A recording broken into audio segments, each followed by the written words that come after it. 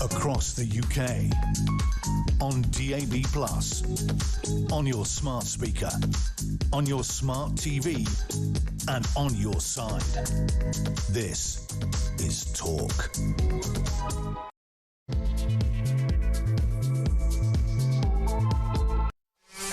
There you are. Good evening and welcome to the Political Asylum right here on Talk. I'm Kevin O'Sullivan and I'll be your host for 3 hours of news, views and topical debate all the way to 10 o'clock. Get involved, get on the phone and call me on 03444991000 or you can WhatsApp voice note me on the same number and I promise to play your message out. It is Thursday, September the 11th. Here's what's coming up. After the shocking assassination of close Donald Trump ally Charlie Kirk, a sensational development amid the search for the killer. The Wall Street Journal is reporting that bullet casings found near the roof from where Kirk was shot dead from a range of 200 yards were engraved with wording espousing pro-transgender ideology and anti-fascist messages. After the murderer leapt from the rooftop and disappeared into the local neighbourhood, a massive police hunt continues. The FBI is offering a $100,000 reward for any information that leads to the capture of the culprit. Pictures have been released of a person of interest making their way up the stairs towards the roof. The gender is unclear. Meanwhile, after I revealed last night the vile statement of Liberal commentator Matthew Dowd on left-wing US channel MSNBC, he has today been fired for in effect declaring that Kirk had it coming. But no word yet from veteran Labour MP and former Shadow Chancellor John McDonnell, who before the tragedy in a speech at the TUC conference down in Brighton compared Reform UK to the Nazis and implied that Nigel Farage is the new Adolf Hitler. Should old McDonnell apologise? Why do people from the left spew such hate about political rivals with whom they disagree? And does this wildly OTT rhetoric lead to the kind of violence that cost poor Charlie Kirk his life? Remember, this is a 31-year-old man, a husband, a loving husband and a father of 2 little kids. His wife Erica and his 2 little children, 1 and 3 years old, were in the audience. They were there. They must have seen it. I said last night, I hope they didn't see it, but the truth is they almost certainly did see their husband and their dad shot dead, hit in the neck from a range of 200 yards. This was not an amateur. Why does the left use such hateful rhetoric about the right? 0344 499 1000. In another sensation, Britain's scandal-prone ambassador to America, Peter Mandelson, was today dramatically sacked after the full excruciating details emerged about his close friendship with billionaire paedophile Jeffrey Epstein, a convicted child sex offender that our disgraced man in Washington called my best pal. This just 24 hours after our shambolic Prime Minister told the Commons that Mandelson had his full confidence, and he assured the nation that a proper vetting process had been undergone. Well, was it? If that was their idea of a vetting process, we need a new vetting process. Old Starmer, so keen on procedure. What went wrong here? Or is Keir Starmer lying again? Did he know about Mandelson's nefarious relationship with a convicted paedophile? If he did, there's going to be another sacking, and it'll be from the man in number 10. Unbelievable stuff. Now, last week, we're talking about Deputy PM Angela Blamer. She goes in disgrace. This week, Britain's top diplomat, Mandy, Westminster's answer to Prince Andrew, forced to go in ignominy. What do you reckon about Starmer's judgment? Is Calamity Keir's incompetence reaching crisis point? We can't go on like this, can we? 0344 499 1000. Meanwhile, almost unnoticed, the migrant crisis continues apace. While Starmer's gormless government was was unravelling, mired in scandal after scandal. More than 2,000 foreigners have crossed the Channel illegally in this week alone, which brings the number of small boat desperados who have arrived since Britain's amazing one-in, one-out scheme was launched in early August to over 5,500. You do the maths. That adds up to 5,500 in, none out. Isn't that special? 03444991000. Later in the show, I'll ask why Gary Lineker, forced to leave the BBC early in anti-Semitic disgrace, has just won the National TV Awards Presenter of the Year trophy. What's the reason? 03444991000. And finally, our brilliant royal expert Kinsey Schofield joins me to discuss Prince Harry's 54-minute meeting with his dad, the King. The first time they've been together for 19 months. Tea for two, all over in less than an hour. But more importantly, tragic Charlie Kirk was one of Kinsey's best friends. Last night, understandably, she was too distraught to talk. Tonight, she's bravely set to pay tribute to a 31-year-old husband and a father of two whose life was so cruelly cut short. 03444991000. All that and so much more, so don't go anywhere. Stick with me right here, right now, on Talk, the home of free speech and common sense. Let's spend Thursday night together. It's been a while, but I'm happy to say, by the way, in an hour's time, Brendan O'Neill, one of our best political commentators, fantastic talker, he will join us with his views. He's written a fantastic piece already in The Spectator about Charlie Kirk, with his views on Charlie Kirk and Peter Mandelson. Also, maybe we'll get a word or two in about the migrant crisis, as I say, which quietly continues apace, almost unnoticed, overshadowed by all these other dramatic scandals. What a shambles this country is becoming. So Brendan O'Neill in an hour or so. But first, a warm welcome back from my point of view to a senior fellow from the New Culture Forum, Philip Kisley. Hello, Philip. Hi, Kev. It's great to see you back. Yeah, I followed your appearances while I was away. They were nowhere near as good as when you're with me. So let's get back to top form, shall we? Seriously, let's talk about Charlie Kirk. Obviously, you know, it's a tragedy. It's shocking. And, you know, a distraught wife and two distraught little kids have lost their dad. I mean, it doesn't bear thinking about. As I said earlier, on the news angle, the Wall Street Journal is reporting that this shooter, obviously some kind of professional, hit him in the neck from 200 yards. Now, it's interesting that because Charlie Kirk was known to wear bulletproof vests on his public appearances, but of course the neck is exposed. 200 yards. The shooter was seen to leap from the building after the assassination and apparently disappeared into the local neighbourhood. In nearby woods, bullet cases have been found with pro-trans messages and anti-fascist messages. Make of that what you will. I mean, this is all circumstantial, if you like. Nothing is confirmed, but an interesting picture is emerging. But what I'd like to talk to you about is this, I think, has brought us to what may be a turning point. The left. Now, look, right-wingers don't necessarily, well, you and me included, we're not necessarily that nice about our rivals on the left, but we don't sort of compare them to Satan. We don't compare them to Adolf Hitler or the Nazis or the fascists. The Labour lot, the left-wing lot, do this as a matter of course, and it is a disgrace. Last night, we, on this show, we were the first to reveal that on the US, the American left-wing news channel, MSNBC, the commentator, Matthew Dowd, said this.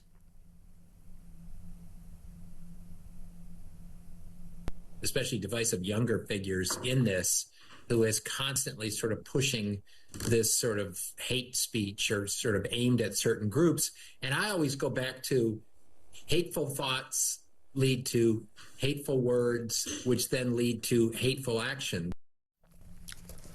Yeah, so what he's saying is that Charlie Kirk, because he's right-wing, right of centre, by the way, he's not an extremist.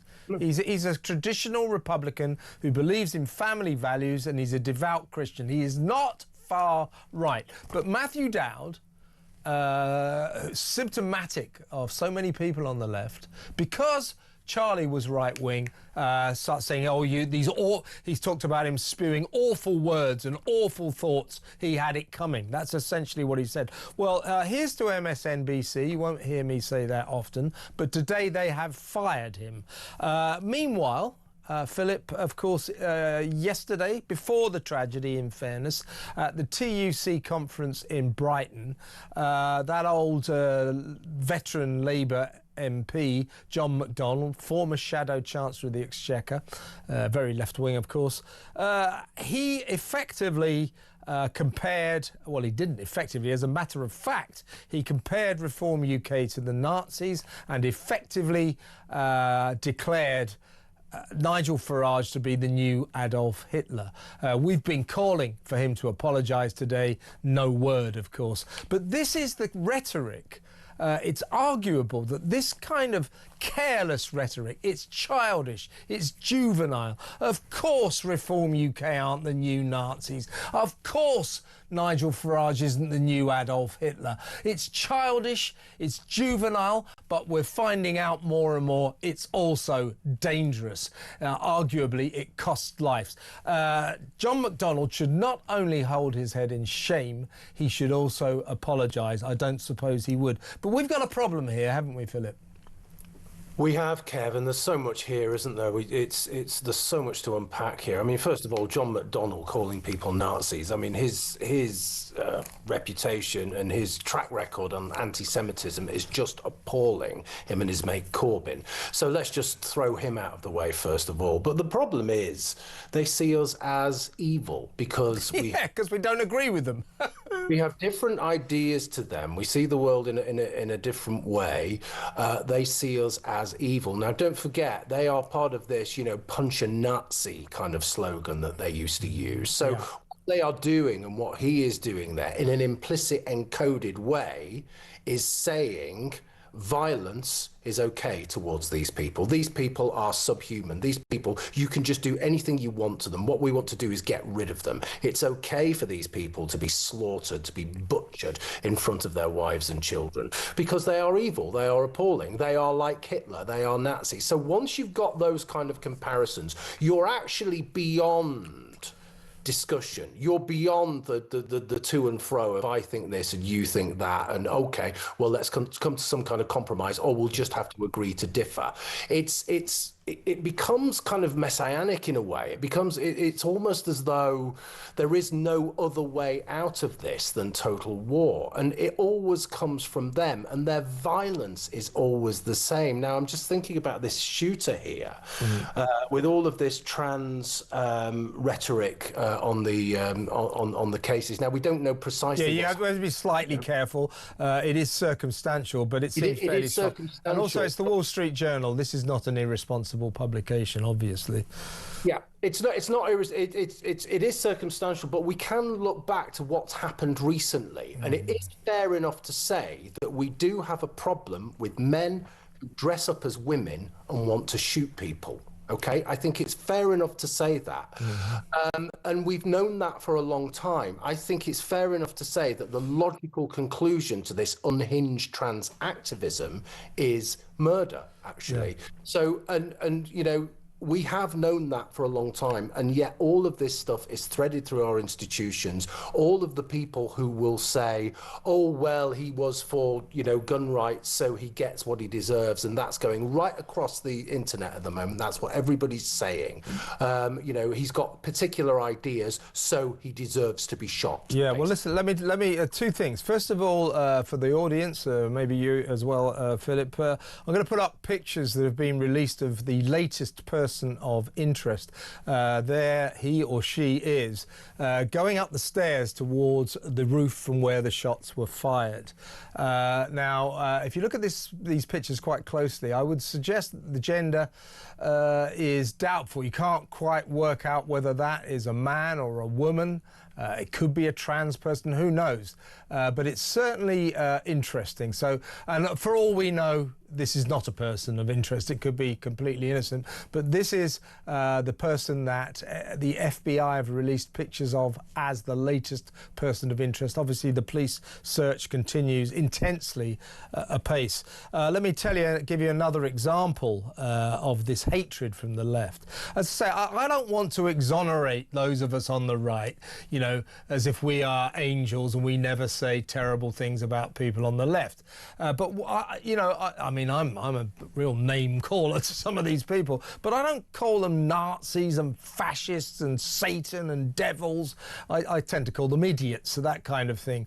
I think idiots, foolish, stupid, incompetent, that's fair enough within the the hurly-burly of the political arena. But the devil, Nazi, Adolf Hitler, this is ridiculous.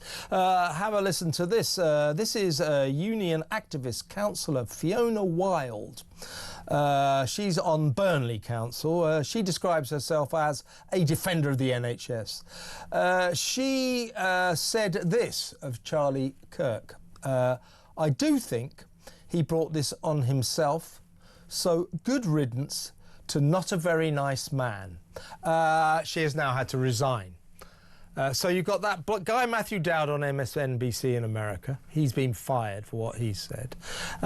You've got this woman, Fiona Wilde, has had to quit Burnley Council.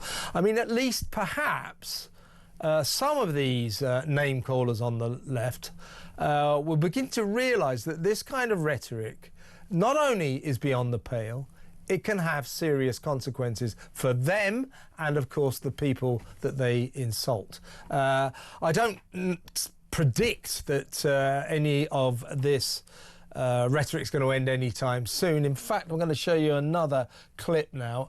This is Democrat strategist Joy Cheney. She was on the BBC cackling about Charlie Kirk's murder. Have a look at this. It is a really shocking moment, you know, and I was thinking, you know, I've never shared a Trump post in my life. I will contemplate sharing this one. But what I will say with a caveat, he wasn't admired and loved by all. So that's an exaggeration. But the truth is, it doesn't matter. It doesn't matter. Sorry, Matthew, let me finish. Go ahead. It doesn't matter. Yeah, you see, almost giggling. Look, I mean, I know I keep stressing this. This is a 31-year-old man, a young man in the prime of his life, a brilliant young man, actually. Whatever you think of his politics, he was a brilliant young man with a beautiful wife, Erica, and a 1-year-old son, I think, and a 3-year-old daughter. They watched this, they saw this, and there are people on the left going, good riddance, he deserved it. It's unbelievable. I mean, I'm just trying to still get my head around it. When I saw it yesterday, you were on air at the time, but when the footage of the actual shooting, yeah, they're out straight away, and it was just appalling for so many reasons, all of the reasons you've just said. But these people are just ghouls. I mean, I remember when ghouls, that's the word. They're ghouls, yeah. Well, I remember when Margaret Thatcher died, and they were actually dancing in the streets. So this is nothing new as far as they're concerned. The left are just poisonous in this way. But really importantly, Kev, this happened on a university campus. It happened on a university campus in America. This could happen on a university campus in the UK because they are exactly the same. They are populated by these maniacs who have marched through the institution over the last 30 years. Now, I know this from one of the reasons I had such a visceral response to this, right, is because I'm 2 years away from working in universities full time, okay? I had a 25-year career in universities, and I had to leave because I was cancelled. I was pushed out because I talked about trans activism, because I talked about Islamism. There was a hate campaign against me of posters, my face saying Philip Pickley Islamophobe. I know exactly what the latent violence is. Yeah. The abuse, the bullying, all of that kind of stuff. I know it, and I just felt straight away. Like I say, it was a visceral response, and I thought, my God, that's going to happen here, and it is because you do not agree with the indoctrination. You stand up and you try and think for yourself. And just to finish the point, Kev, what was this guy doing, right? All he was doing was going around to campuses and debating. Yeah. He was a great believer in, civilized debate, and that's what we on both sides of the Atlantic, around the world, we seem to have lost the ability to debate issues in a civilized manner, to be tolerant of those with whom we disagree. The left just completely intolerant. I mean, you were talking about the hatred you got because you dare to be, shall we say, right of centre. I mean, you can imagine someone like me, I get it all the time, on Twitter, to the extent it just becomes funny. But it does reveal something really sinister. And while I can laugh off the name calling, I'm sure you can to an extent, you look at Charlie Kirk, you look at over here, David Amis, Joe Cox, on the other side of the fence, and you see where this kind of rhetoric leads. I hope this is a turning point. I hope this is a reckoning for that kind of talk, but I very much doubt it, considering that so many people on the left actually revelled in what happened to this poor man yesterday at Utah Valley University. It is shocking. It is shocking and it is wrong.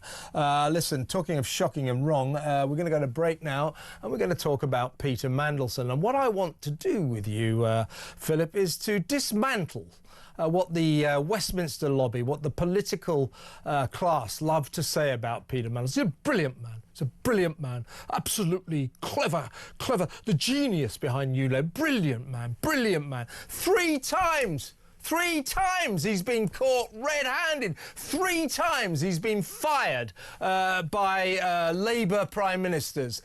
Tony Blair twice. And why did you let him back after he fired him once? And now Keir Starmer. This man, Peter Mandelson, he may have a sort of a clever analytical brain, but is he brilliant? No, he's an absolute idiot. He's an idiot. We'll talk about that when we come back. Stay tuned, folks.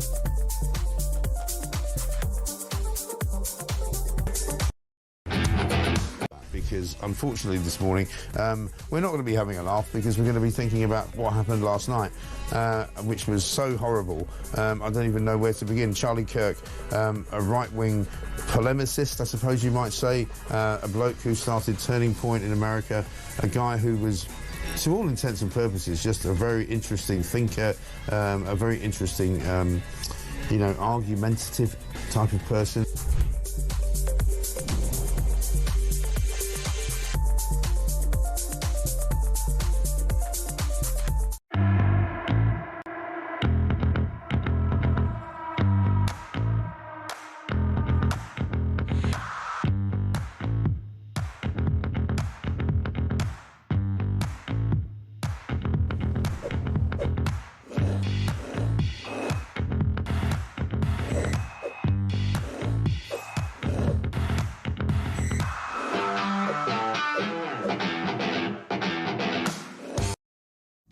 across the UK. On DAB+, on your smart speaker, on your smart TV, and on your side. This is Talk. Welcome back. I'm still with Philip Kisley from the New Culture Forum. Philip, let's talk about Mandelson, PT, as he was known by his best pal, the late, ungreat, convicted paedophile Jeffrey Epstein, the billionaire. That's a hat. He's now been fired because of his relationship with that guy. Now, you know, the problem with clever people, so many clever people, is they're stupid. I'm not denying that Peter Mandelson hasn't got, you know, an impressive intellect. He's a clever man, but he's also incredibly stupid. He does very stupid things. You know, he took a interest-free loan, 375 grand, I think it was, from the richest man in the Labour Party, Geoffrey Robinson, back in the new Labour years when he was a cabinet minister and had to be fired because he didn't declare it. By the way, in those days you could buy a house in Notting Hill for £375,000. Now that wouldn't even pay the stamp duty. But he didn't declare that. I always remember that scandal. I'm old enough to remember it because it was brilliantly called Notting Hill Gate. He had to. Anyway, he was brought back from his scandal. He was brought back. And then found to have fiddled a passport for the Hinduja brothers, the very rich Indian tycoons, sacked again. So that's twice. Now they bring him back yet again, and we find out that not only was he Jeffrey Epstein, PT was Jeffrey Epstein's best pal in that excruciating eulogy in Epstein's 50th birthday book released by Congress, the Democrats in Congress a few days ago. We learned that not only did he have this rather dodgy close friendship with a very dodgy man, this friendship continued after Epstein was convicted of soliciting a minor in 2008, a paedophile child sex offence. This guy, a wannabe senior politician, Peter Mandelson, carried on that friendship, stayed in Epstein's property in New York while Epstein was in jail, sent him messages, saying, oh, you can make an opportunity of this, gave him legal advice to try and shorten his sentence and get over the trauma of it, and so on and so forth. In other words, he's the Prince Andrew of politics. He stayed friendly with the same convicted paedophile. That three times this guy has humiliated the government he worked with and been fired in shame, and we're supposed to say this guy is brilliant and clever. Do me a favour. Yeah, I mean, first of all, it casts such a shadow, such a doubt over Keir Starmer's judgment. Now, we know his judgment is all over the place. You know, he couldn't judge himself out of the paper, could he? So, but what we've got here is the whole inner circle of the government, the cabinet collapsing, basically. Yeah. You know, he's changing the whole thing. He was Peter Mandelson. It was and always is and always has been a complete liability because of all of the things you've just said. Yeah, you know why, Philip? Essentially, it's a very bad trait for a politician, for a senior politician. He's eminently bribable. Let him stay in your nice property, give him a nice free glamorous holiday, and he's in your pocket. Yeah, I mean, and he really has. No, we talk about politicians having no moral compass, don't we? But he absolutely has none whatsoever, and you can see that through the connection with Epstein there. And I think that again, I keep coming back to Starmer, and I keep coming back to that connection as well. If he must know, if we know all of this stuff, all of the stuff you've just said there, I know, okay, and I've got a fair idea of the kind of person he is. I've seen him about London quite a bit. Last time I saw him was in the Wolsey restaurant, actually, which you may know. Yes, I do. They've taken a lot of my money over the years. Yeah, well, it's a nice restaurant. It's a nice restaurant. I agree. Yeah. But he was there lording it up, you know, and he's also he's absolutely representing representative of the regime that is just so discredited, the Blair regime as well. So he's connected to all of that stuff. He's connected to the war crime stuff. He's connected to mass immigration. He's connected to the absolute catastrophe that was the digitalization of the economy, the absolute focus on the creative industry. Very keen on getting rid of the pound, wanted us to take the euro. So did Tony Blair, by the way. I said this yesterday about Mandelson. I actually don't doubt his intellect, but politically, he's rarely been right about anything in his entire career. A checkered career, mired by scandal after scandal after scandal. He's humiliated his country here.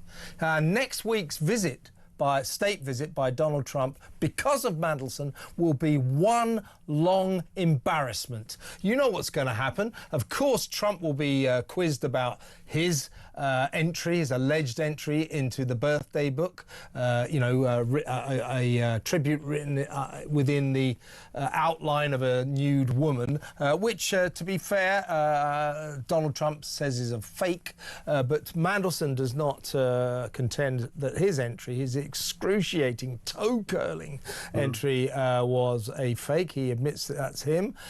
So the whole narrative next week, every time those two sit down, there'll be press conference after press conference after press conference. It's going to be Starmer, why did you appoint that man? Donald, you must be furious that you had the pedo's pal in the ambassador's house in Washington for Britain, and so on and so forth. It's completely ruined next week's state visit. It's an embarrassment for the king, an embarrassment for the country. So thanks a lot, Mandy. Let's go to break, and when we come back, we'll talk about the same topic. We'll also talk about Angela Blamer, who also went in disgrace last week, another top Keir Starmer appointment. We'll talk about Keir Starmer's abysmal judgment, which I think is now becoming a national crisis. We'll talk about that after these messages.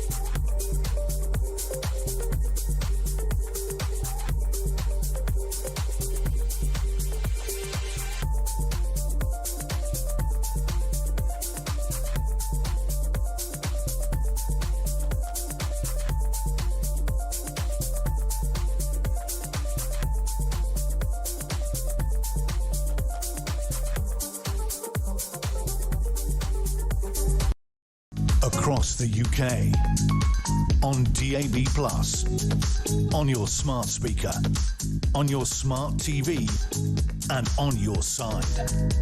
This is Talk. Welcome back. I'm still with Philip Kisley from the New Culture Forum. Philip, let's talk about the Prime Minister's judgment, which, as I said before the break, I think is turning into a national crisis. The man seems incapable of putting a foot right. 2 enforced sackings of major Starmer appointments in 2 weeks. Lying tax fiddler Angela Blamer and pedo's pal P.T. Mandelson. The Prime Minister's abysmal judgment, I think, has reached peak crisis point. Thanks to his uselessness, as I said before the break, next week's Trump state visit will be one long embarrassment for this country. And this, incredibly, after yesterday at midday, he told the Commons that Mandelson, Mandy, had his full confidence and that he had been vetted properly. You know what Starmer's like, loves procedure. The full correct procedure was followed. Well, I think we need to have a look at that procedure. I mean, this is pathetic. This is pathetic. Or was it this?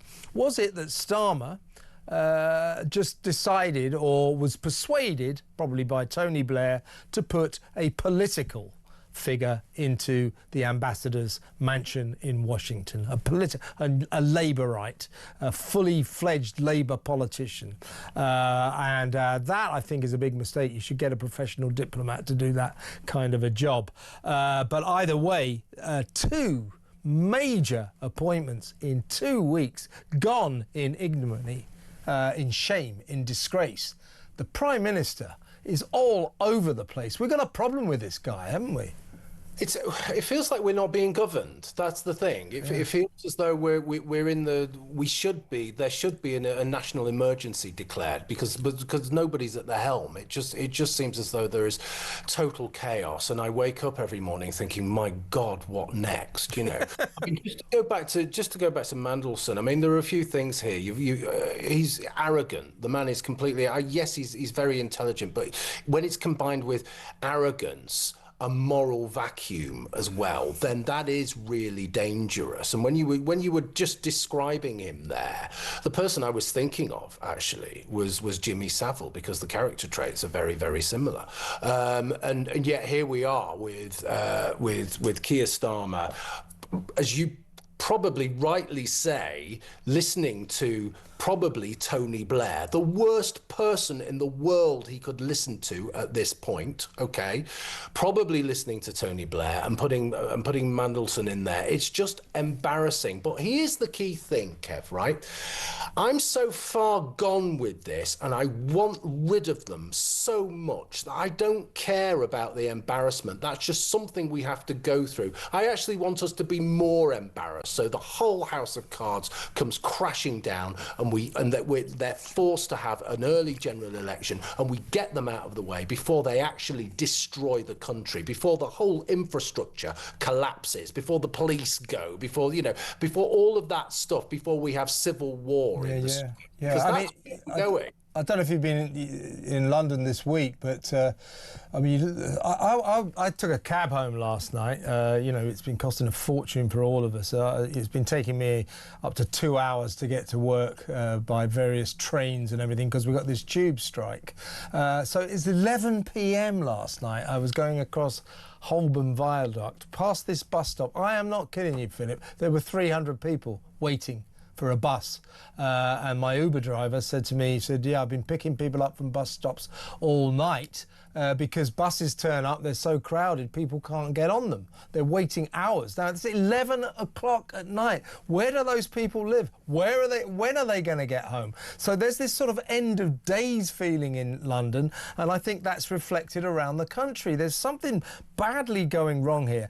And Kemi Badenoch yesterday at Prime Minister's Question Time, I said this yesterday on Talk, for the first time ever, she impressed me. She was very impressive, nailing Starmer on this debacle of Peter Mandelson. And she said, well, you say the procedure was fully followed, was properly followed. You say he was fully vetted. Well, why didn't they know about this friendship with Epstein? Are you telling us that you saw all this and then appointed him anyway, or are you telling us that this was a secret from our security services? She said provide the documents, prove us. He's in trouble here because I think at worst he's overridden the vetting process to appoint a political ambassador. At worst, neither he nor our security services knew about this. Either way, it's a disaster. Yeah, do you know what the worst thing about this is? And it's something that you just cannot mend. The worst thing is he's got no political instinct. Yeah, he's a terrible politician, absolutely. He's got no political instinct whatsoever, and he's our prime minister. And this is why I'm so frightened of this. And it impacts on everybody, right? I'm up here 200 miles away from it. I should be in the studio, but I can't get across London. Tell me about it. So, you can't get home. Right? Yeah. And so we're going to get more of this. And this really reminds me of the 1978, 1979 winter of discontent, okay? But the difference being that we still had some kind of country that had a kind of cohesion, that was a togetherness then. Yes, we had economic turmoil. Yes, we had political upheaval. But we had some kind of togetherness then. So when as people are doing now, they're comparing today to the 1970s. What we're going through at the moment, they're comparing it to the 1970s. Yes, there are similarities, but the really big frightening difference is that the country is so fractured, so balkanized, that it really feels we cannot come back from this unless we get reform in pretty damn quick. Yeah, look, I'm going to coin a phrase now. This is the autumn of discontent. Never mind the winter, never mind the summer. This is the autumn of discontent. And as I say, Starmer's arrant incompetence, I think, has reached crisis points. It really has. This government is just profoundly useless. You cannot overstate. The Deputy Prime Minister goes in disgrace, proved to be a lying tax fiddler, fiddling taxes on her house.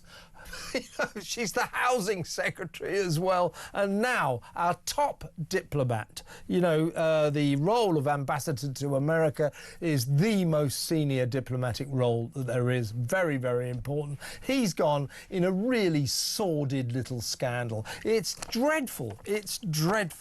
Now, when we come back, all of this that we've been talking about, all of these scandals, and Charlie Kirk, sadly, have kind of overshadowed what's been going on the migrant crisis front. The figures this week are stunning. Since Saturday, more than 2,000 have come across the channel quietly. 2 days ago, Tuesday, 674. Yesterday, 188.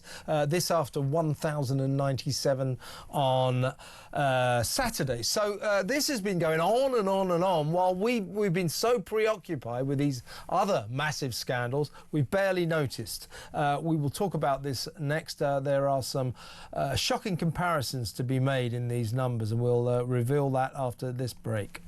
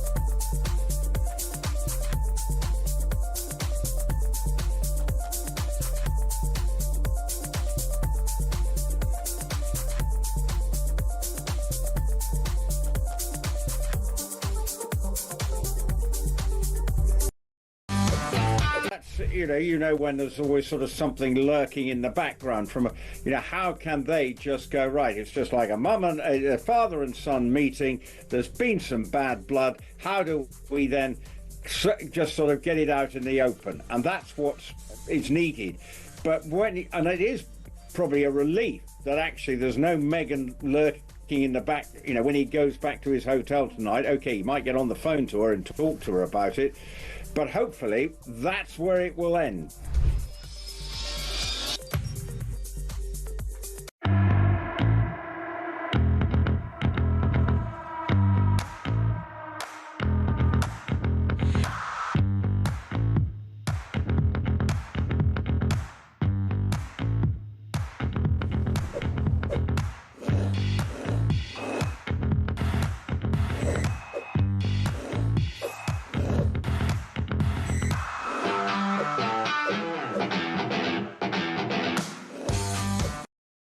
Across the UK, on DAB+, on your smart speaker, on your smart TV, and on your side.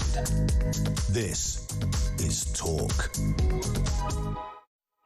Welcome back. I'm still with Philip Kisley from the New Culture Forum. Philip, a couple of days ago, old Keir Starmer's little human rights chum, Lord Richard Herman, insisted that the UK must stay in the ECHR to stop boat parts being sold to people smugglers.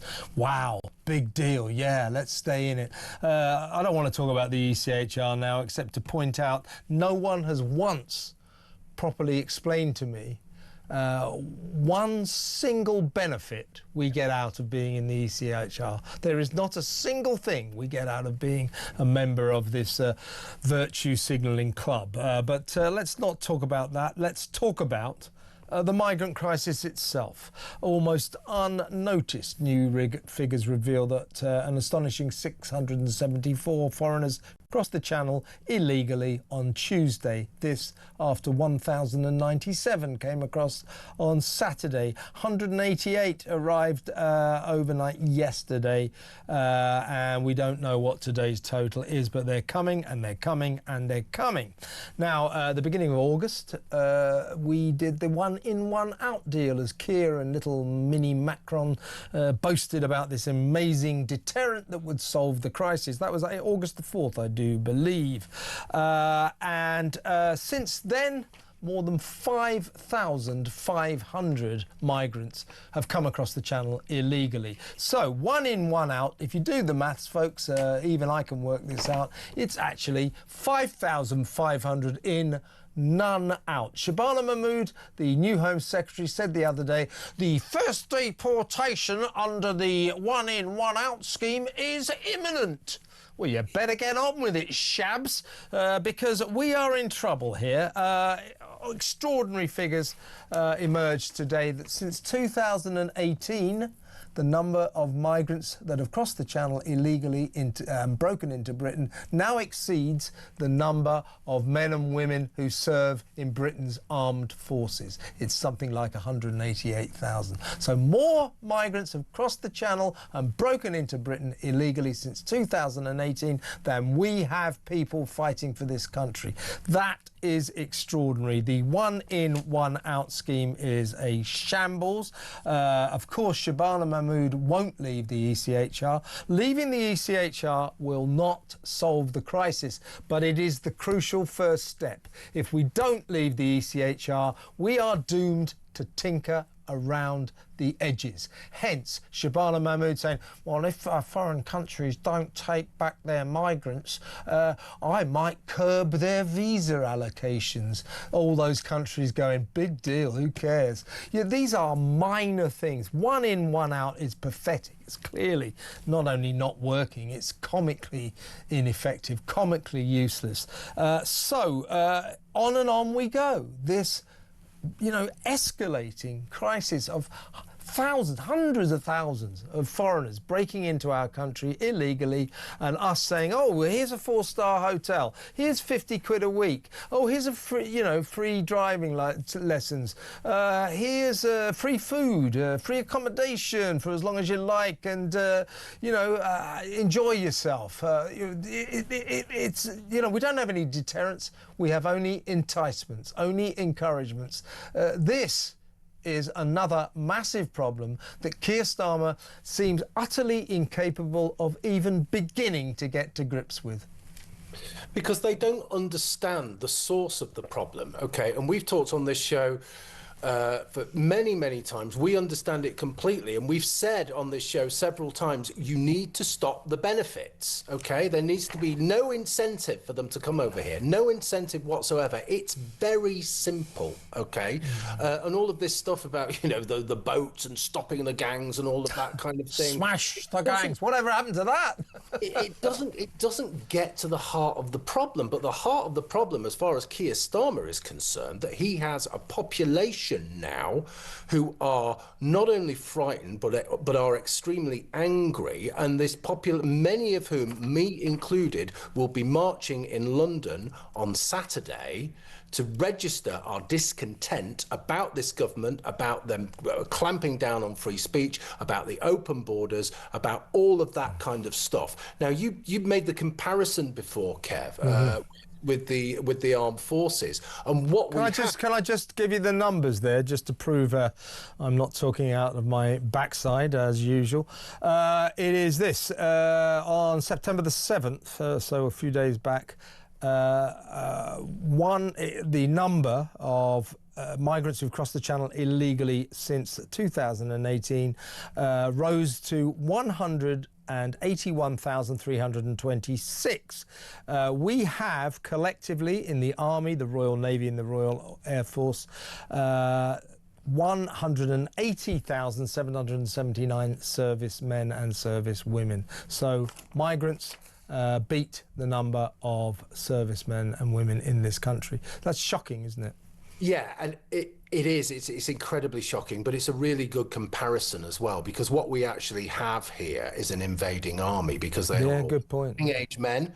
They are all fighting-age men, and as you always correctly point out, they are all sexually active men as well. So this is a kind of a wave of unwanted males from primitive honor societies who are preying on our young women and children. And it's a kind of army, it's a kind of invasion. So it's a really good comparison, and this is why people are so fed up. People will be out, people will be marching. This is why people are flying flags, and it's just wonderful to see right across the country. The Operation Raise the Colours is just so wonderful. So the pushback against this is massive, but it comes back to the whole theme of what we've been talking about over the last hour or so.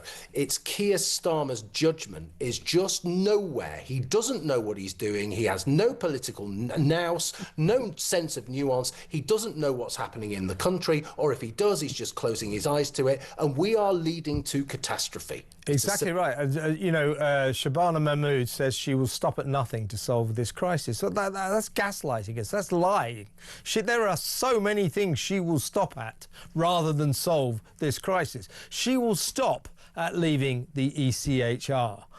She will stop at taking away their benefits. Germany now, Philip, is on the cusp of doing what I consider to be the most sensible move any nation can make. And that is, if you do break into our country, or for some reason we let you in, you're some kind of asylum seeker, don't expect us to pay your legal fees. You pay your own. So the most stupid thing we do, of all the things we give these people, free food, free accommodation, free driving lessons, free everything, the most stupid thing we give them is free legal fees. We pay their legal fees for them to hire lawyers to sue us for them to stay. And it's getting worse now, because we've got 200 migrants who broke into the country over the past year or so, who were sent to the Mandelson Airport Processing Centre in Kent 200 of them. They are suing the government using lawyers that we, British taxpayers, pay for. They're suing the government for millions of pounds of compensation because they say they were detained in inhumane conditions. The insanity of this is off the bloody scale, isn't it?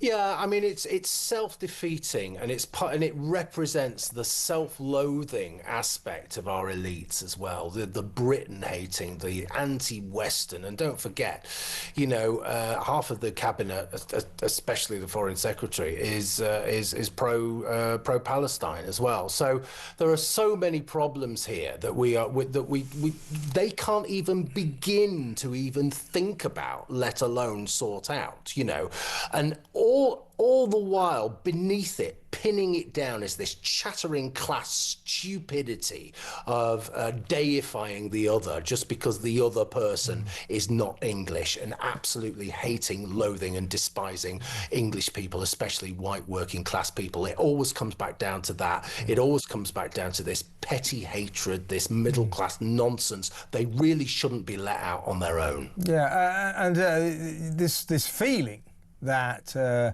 our political elites, this government, the Westminster bubble gang, prioritise the needs and the wants and the desires of illegal immigrants, foreigners who come to this country illegally, over tax-paying, law-abiding British citizens, is reaching a crescendo. People are sick to death of seeing this, and yet it continues, doesn't it?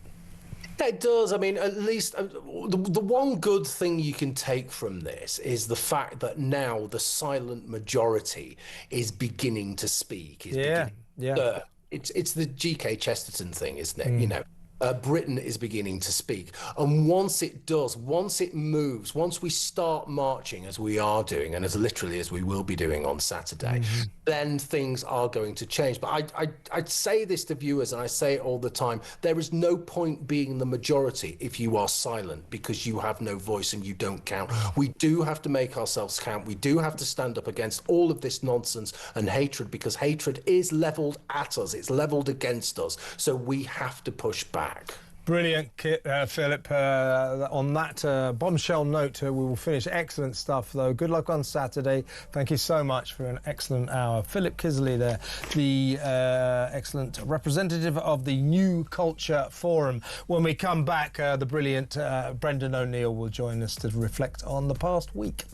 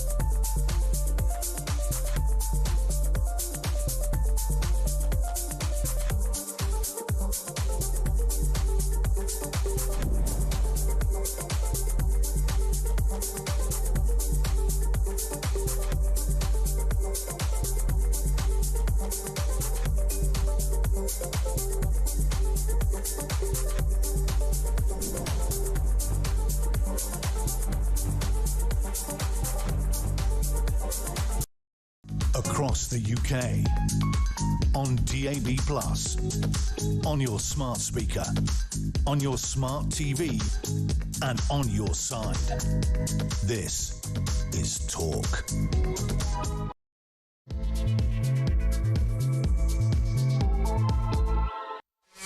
That's extraordinary, just learning that MI6 did not approve of Peter Mandelson to become our man in Washington, our ambassador. He was appointed in December despite our security services, our spies, spy masters at MI6 warning that this man was not fit for the job. The big question now is, did Keir Starmer know that? He's saying that he didn't. But you know Keir Starmer, he's a liar. He's always lying. Now, if it does emerge that Keir Starmer knew in December that MI6 has said, look, this guy is not fit for this job for various reasons that we've been discussing. If it emerges that Keir Starmer knew and he overrode MI6's warnings, I mean, God knows where that takes us. God knows where that takes Keir Starmer. That is shocking. That is extraordinary. Let me know what you think. 0344 499 1000. But of course, the most shocking event of this turbulent, eventful week was last night. We were live on air when poor Charlie Kirk, the Conservative influencer, close ally of Donald Trump, was shot dead at Utah Valley State University by a gunman, a gun person, who shot him in the neck from a range of 200 yards. The hunt for the shooter is still on. Pictures have been released of a person of interest climbing the stairs to the rooftop from where Kirk was killed. We showed them earlier. I'll show them in a little while again. But it's the person of, shall we say, indeterminate gender.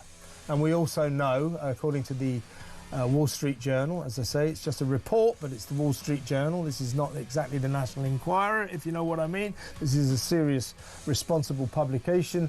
They say that ammunition bullet casings were found in a wood nearby, engraved with pro-trans slogans and anti-fascist messages. Make of that what you will. Now, for the next 30 minutes, I'm very pleased to welcome to this show, to a very special show actually tonight. Big stories around, big important stories, and who better to discuss them with than the chief political writer for Spiked Online. He's written a great piece in The Spectator today about Charlie Kirk.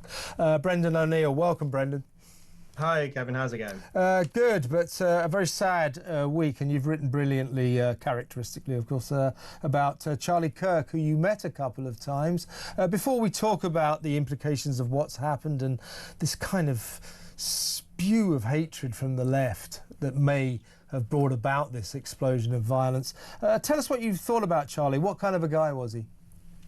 Yeah, I met him a couple of times. I met him in LA while recording a podcast. We were both on the same podcast. He was quite shy, surprisingly quite shy, but also very smart, very on the money. He knew what he was thinking. He was incredibly articulate. He struck me as a very sincere young man, and he had very passionate, strong beliefs, and he was not afraid to express them. And I think, that's one of the reasons, I think, that he's been targeted, because of his beliefs, because he has certain pro-Trump beliefs, but also fundamentally because he supports the idea of free discussion. His whole devotion of his political career was to having open debates, especially on campus. He wanted to hear everyone's opinions. He wanted to challenge their opinions. He wanted them to challenge his opinions. That was the classic American tradition of free, open discussion. And for doing that, he was gunned down. This was a grotesque, violent assault on freedom itself, I think. It really was, and as your piece in the Specky today says, it's also an assault on America itself. Before we continue, Brendan, bear with us. Let's listen to the president paying tribute to Charlie Kirk. Charlie Kirk was a close ally of Trump. Trump credits him with getting the youth vote vote, the younger vote, in both 2016 and the last election. So basically Donald Trump says, without Charlie Kirk, I might not have made it. So let's have a listen to Donald talking about his friend Charlie. My great fellow Americans, I am filled with grief and anger at the heinous assassination of Charlie Kirk on a college campus in Utah. Charlie inspired millions, and tonight, all who knew him and loved him are united in shock and horror.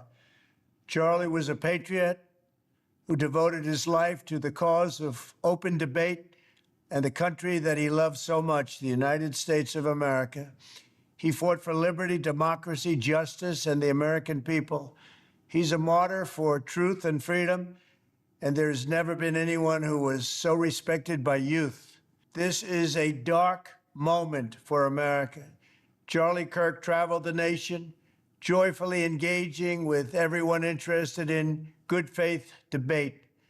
His mission was to bring young people into the political process, which he did better than anybody ever, to share his love of country and to spread the simple words of common sense. Today, because of this heinous act, Charlie's voice has become bigger and grander than ever before, and it's not even close. May God bless his memory, may God watch over his family, and may God bless the United States of America. Thank you. Yeah, Brendan, lest we forget, good words there from the President, I thought, but lest we forget, Charlie Kirk was a 31-year-old husband, his wife Erica, and he had two little kids who shockingly were in the audience as he was shot from a range of 200 yards. I don't know if you've had the misfortune to see the video of it actually happening. I have. I don't recommend it. But the idea that his little kids saw that and his wife is just, it's just awful, awful.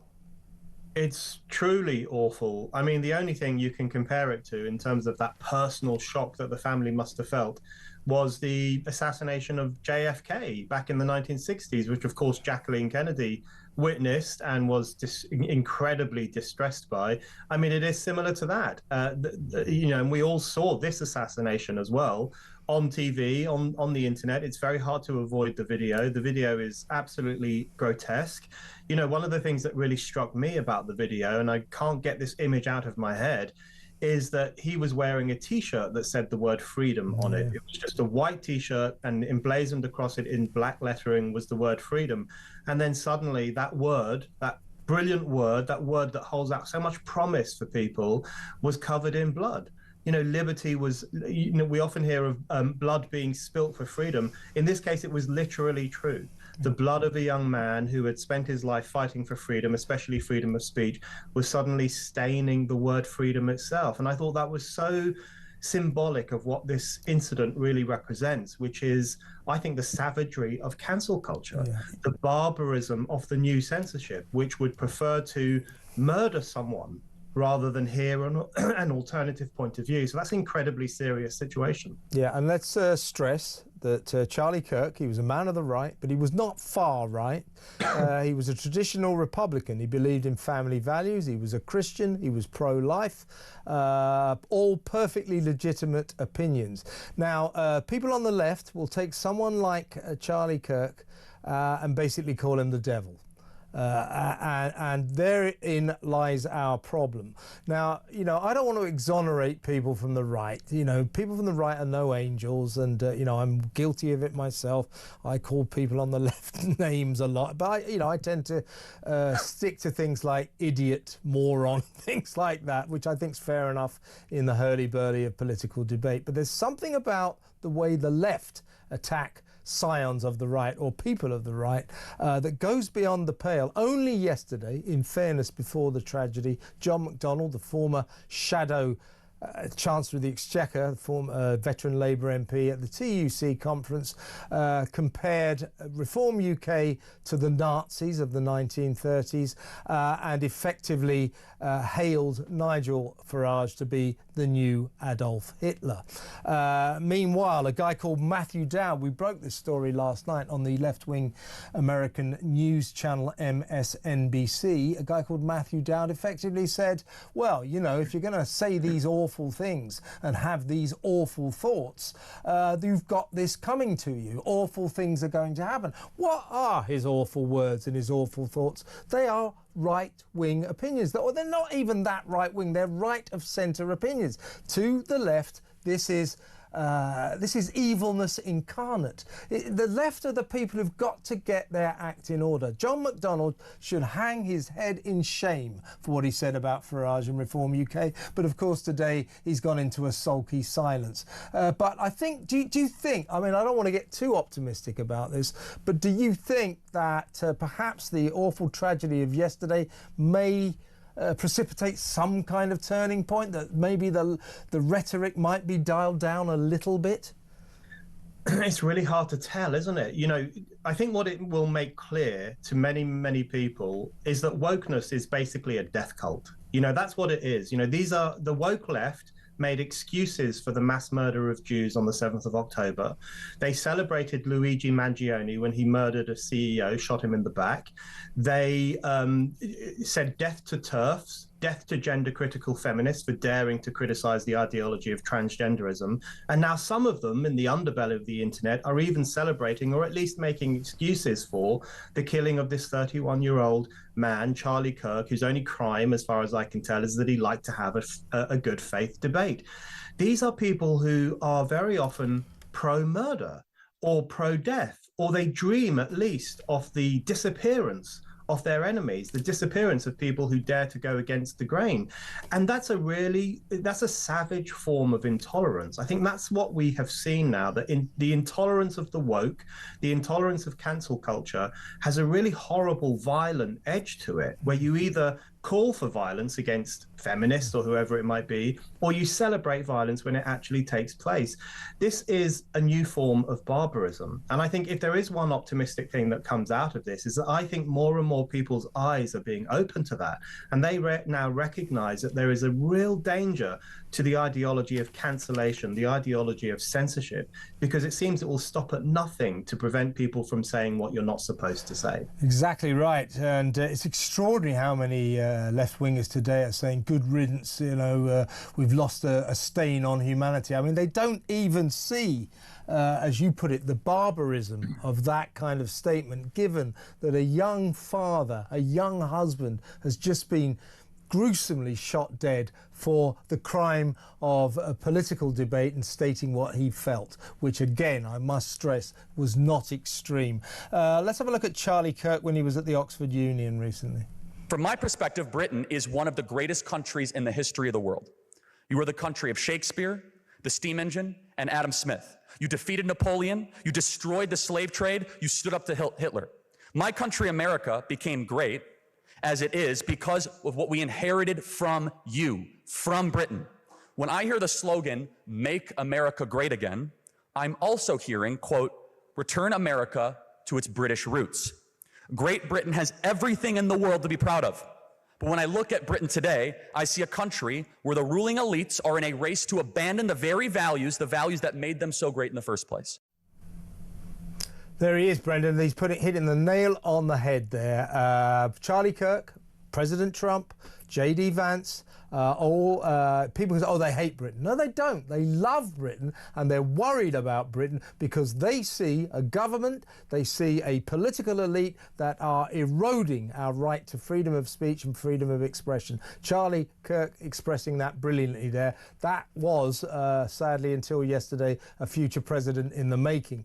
But there he is, talking about freedom of speech. Now, in America, you know, you have an administration that has enshrined it.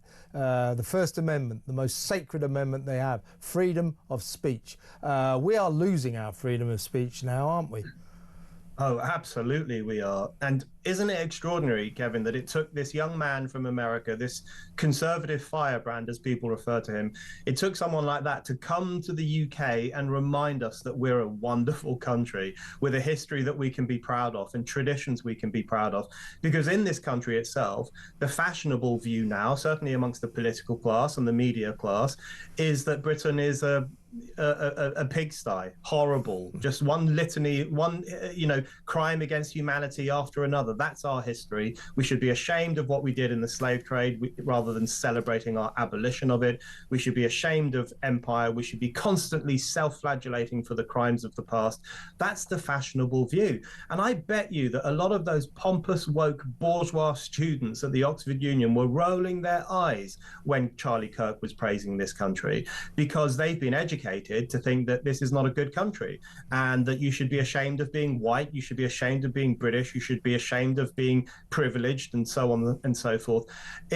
So it's extraordinary that it took him to come here and remind us of our greatness. I wish more British politicians would speak like that. But you're right. The other thing he shone a light on, as has J.D. Vance, is that our freedom of speech is going down the toilet.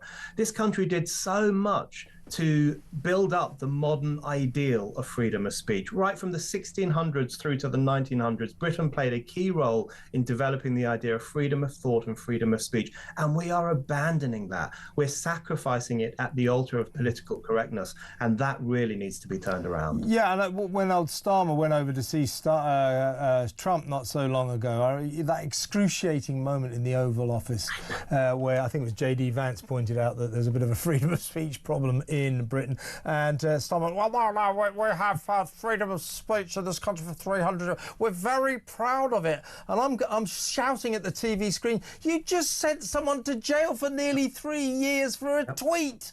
You're killing freedom of speech. I've got a feeling that Starmer and his gang don't even realise the damage they're doing to our historical freedoms. Oh, absolutely. You know, he sent someone to jail for 31 months for a tweet. Thankfully, she was let out a bit early. Graham Linehan was recently arrested by 5 armed police and questioned over 3 tweets, which were all just funny tweets.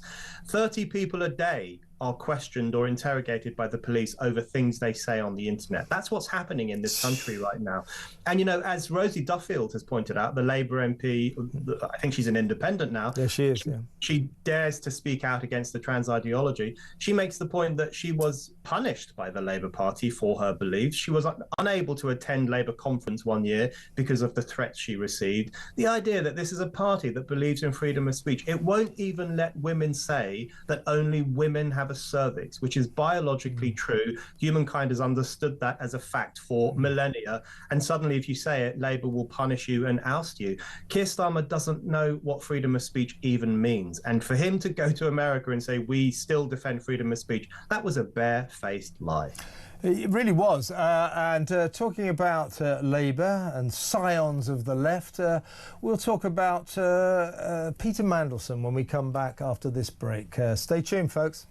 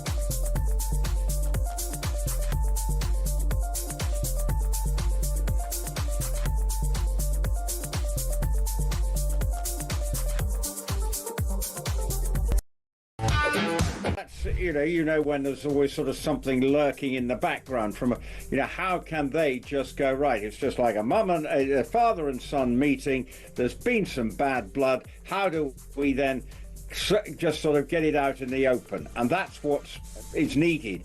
But and it is probably a relief that actually there's no Meghan lurking in the back. When he goes back to his hotel tonight, okay, he might get on the phone to her and talk to her about it, but hopefully that's where it will end.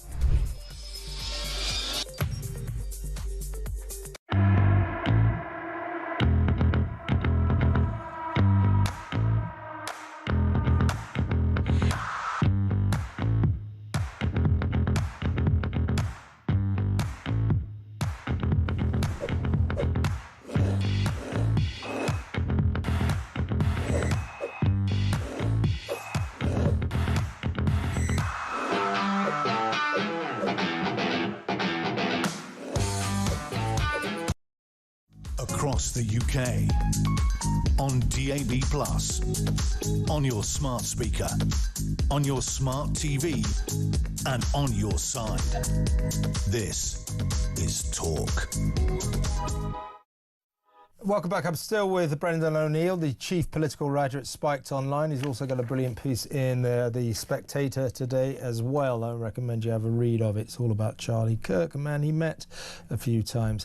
Now, Brendan, let's talk about Peter Mandelson. Before we get so much to talk about Peter Mandelson, before we get to the extraordinary spectacle of the Prime Minister only yesterday at midday telling the Commons, our assembled representatives, that Peter Mandelson, our man in Washington, the most senior role in British diplomacy, had his full confidence. Extraordinary. Before we even get to this, something has just broken. The Independent, to its credit, breaking a very good story. Actually, it's David Maddox, former political editor at the Daily Express, so good man, as you know what I mean. Anyway, David has revealed, this is beyond belief, that the sources have told the Independent that MI6 failed to clear Peter Mandelson through the vetting process, but that Keir Starmer pushed through his appointment anyway. So yesterday,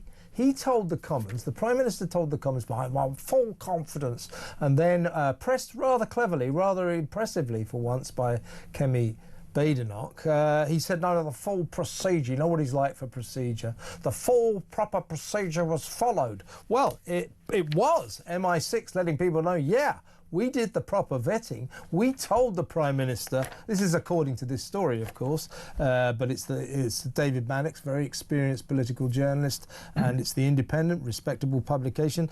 David, this story saying that MI6 told the Prime Minister this guy's not fit for the job. He fails the vetting process. Keir Starmer pushed the appointment through anyway. Now, if this is true, and I've no reason to believe it isn't, This is bombshell stuff. This is shocking. If this is true, I think it will really blow up. And it's hard to see how Starmer can ride this out. This with all the other scandals mixed together. Because, what's so extraordinary, Kevin, is do you remember when they came into power? When was it? A year and a bit ago? It feels like 100 years ago. Half a century ago. Yeah, well, they've been there forever, stinking up the corridors of power. They said that they would bring back normalcy to politics. The adults are back in the room. It's back to normal now. No more chaos, no more Tory lunacy. We're going to get things done. We're going to be the grown-ups. It's the opposite of that. This has been one of the most chaotic, ridiculous, pathetic, visionless governments of my lifetime. In fact, the most visionless. Yeah, I don't think there's anybody to challenge the incompetence of this government. They're off the scale useless. They're incompetent, useless. They don't believe in anything. They are pushing things through that people don't want and then backtracking on them in a half-assed way, if you'll excuse my language. That's all right. They are completely useless. And it's been one scandal after another. And look at what Starmer has faced just over the past week. His Home Minister, Angela Rayner, had to go because she just didn't pay the taxes properly. Well, she was a liar and she fiddled her taxes. Yeah. Go on. Yeah, now Mandelson has to go. The ambassador to the US, that is an incredibly important job, especially at a time like now when we are trying to maintain a cordial relationship with the White House in order to benefit economically from our relationship and politically too.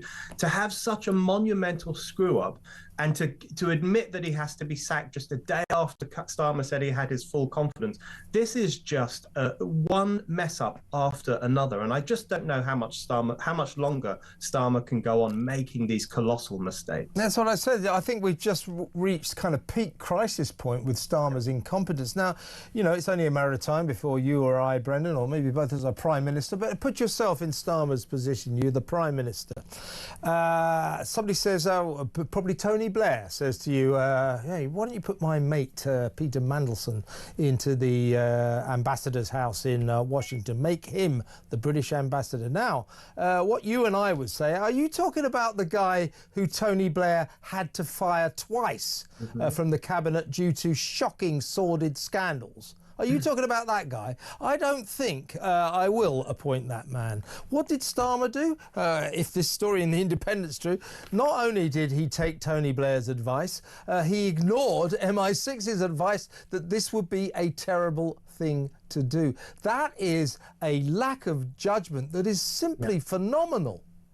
It's phenomenal. It's a lack of judgment that suggests he is absolutely not fit for his role in Downing Street. That's the bottom line, because when you're making such bad judgments time and again, it really does call into question your political and moral fitness to be Prime Minister. That's what we're talking about now. That's the level we've reached. And, I think Mandelson must know where the bodies are buried or something, because he is the comeback king. He's Mr. Teflon. The new Labour regime, from Blair down to Starmer, the kind of technocratic wing of Labour, they seem to love him. They seem to worship him. They keep bringing him back on board. I wouldn't be surprised if he came back a fourth time. Oh, God, don't say that. In a few years' time. But, the thing is, it really does sum up the kind of oligarchical nature of this Labour Party. It's like an oligarchy. It's like a bunch of princes giving jobs to each other, favours for their friends and the boys' club. That's not how a democratic party or a democratic government is supposed to operate. They're supposed to think about what is best for the country, what is best for the people, not what is best for their mates. So the whole thing stinks, and it calls into question, I think, not only Starmer's judgment, but the entire nature of the government that he's leading. Exactly right. Now, Peter Mandelson, right? You remember not so long ago Prince Andrew's fall from grace. The essence of his fall from grace was this, that he was a friend of Jeffrey Epstein, feasted on his generosity, of course, on his hospitality. In itself, not a great thing, but his real crime was Jeffrey Epstein in 2008 is convicted of soliciting a minor, a paedophile child sex offence. Prince Andrew kept up his friendship afterwards. That's why Prince Andrew fell from grace, and everybody went, what an oaf, what an idiot that man is, that prince is. The Prince of Darkness, as he likes to be called, Peter Mandelson, is actually, they always, the political, the body politic, the Westminster bubble gang, are fond of saying, Peter Mandelson's a brilliant man, very clever, brilliant man. I'm not questioning his intellect. But, as my mum always used to say, she said, the trouble with clever men is so many of them are stupid. And Peter Mandelson is stupid. He's stupid. It is an idiotic thing to do for a senior political figure to be friends with, he always was a sucker for a rich man. Give that guy a nice flash place to stay in, give him a posh holiday, and he's in your pocket. But Peter Mandelson is bribable. That's the big problem. But again, he probably could have wormed his way out of this if he hadn't have kept up his friendship with Jeffrey Epstein after he was convicted of paedophilia. Not only did he keep up his friendship, he sent him notes saying, I'm so sorry, we still love you. You should use this moment as an opportunity. And he gave him legal advice on how to reduce his sentence, stayed in his house while Epstein was in jail. That is poor judgment on an epic level, isn't it? Oh, yeah. Truly epic. And I couldn't agree more. You know, people like this, men like this, are very clever and very stupid. You know, they're clever in that kind of academic or maybe political way, but they are dumb as hell when it comes to making everyday judgments in everyday life. One of which should have been, it's not a good idea to keep hanging around this rich pervert who's been done for soliciting sexual relations with a child. Just don't hang around with that person anymore. Most normal people would make that judgment, but you would especially make that judgment if you're involved in politics, if you're close to the British government, if you're close to Blair and now to Starmer. You would think to yourself, I've got to keep my nose clean. But he doesn't think like that, it seems. Mandelson seems to think, where can I benefit from? Who can I rub shoulders with? You know, who will grease my palm or who will do me favors? He thinks in that very slippery way, and it's got him into trouble. But, you know, the bigger story here, I think, is that this is a party, the Labour Party, doesn't care about women and girls who get abused by dangerous men. We know that from the grooming gang scandal. They turned a blind eye to it for years. They're all rolling their eyes at the very prospect of having a national inquiry. Jess Phillips, Keir Starmer, they can't believe that the plebs are demanding an inquiry into this scandal. And now we know that Mandelson was hanging out with a paedophile even after he was convicted. Starmer knew about these connections and this relationship and is only now kind of trying to make amends for it. They don't care about women and girls. They claim to, they obviously don't. And that's another side of this story. It's shocking. And Peter Mandelson loves to revel in his nickname, the Prince of Darkness. You know, a very clever man, you know, mendaciously working in the dark to bring about brilliant things for the Labour Party. Well, I got a new name for him after this, the Prince of Dimness. He's an idiot. He's an idiot. And Keir Starmer is an idiot for letting that guy become the ambassador to America. And as we said at the beginning of this conversation, Brendan, if this story in The Independent is true, that Keir Starmer overrode the recommendation of MI6 that he did not appoint, he should not appoint Mandelson to the ambassadorial role in America. If that is true, I think Keir Starmer could be in almost terminal trouble here. Do you think?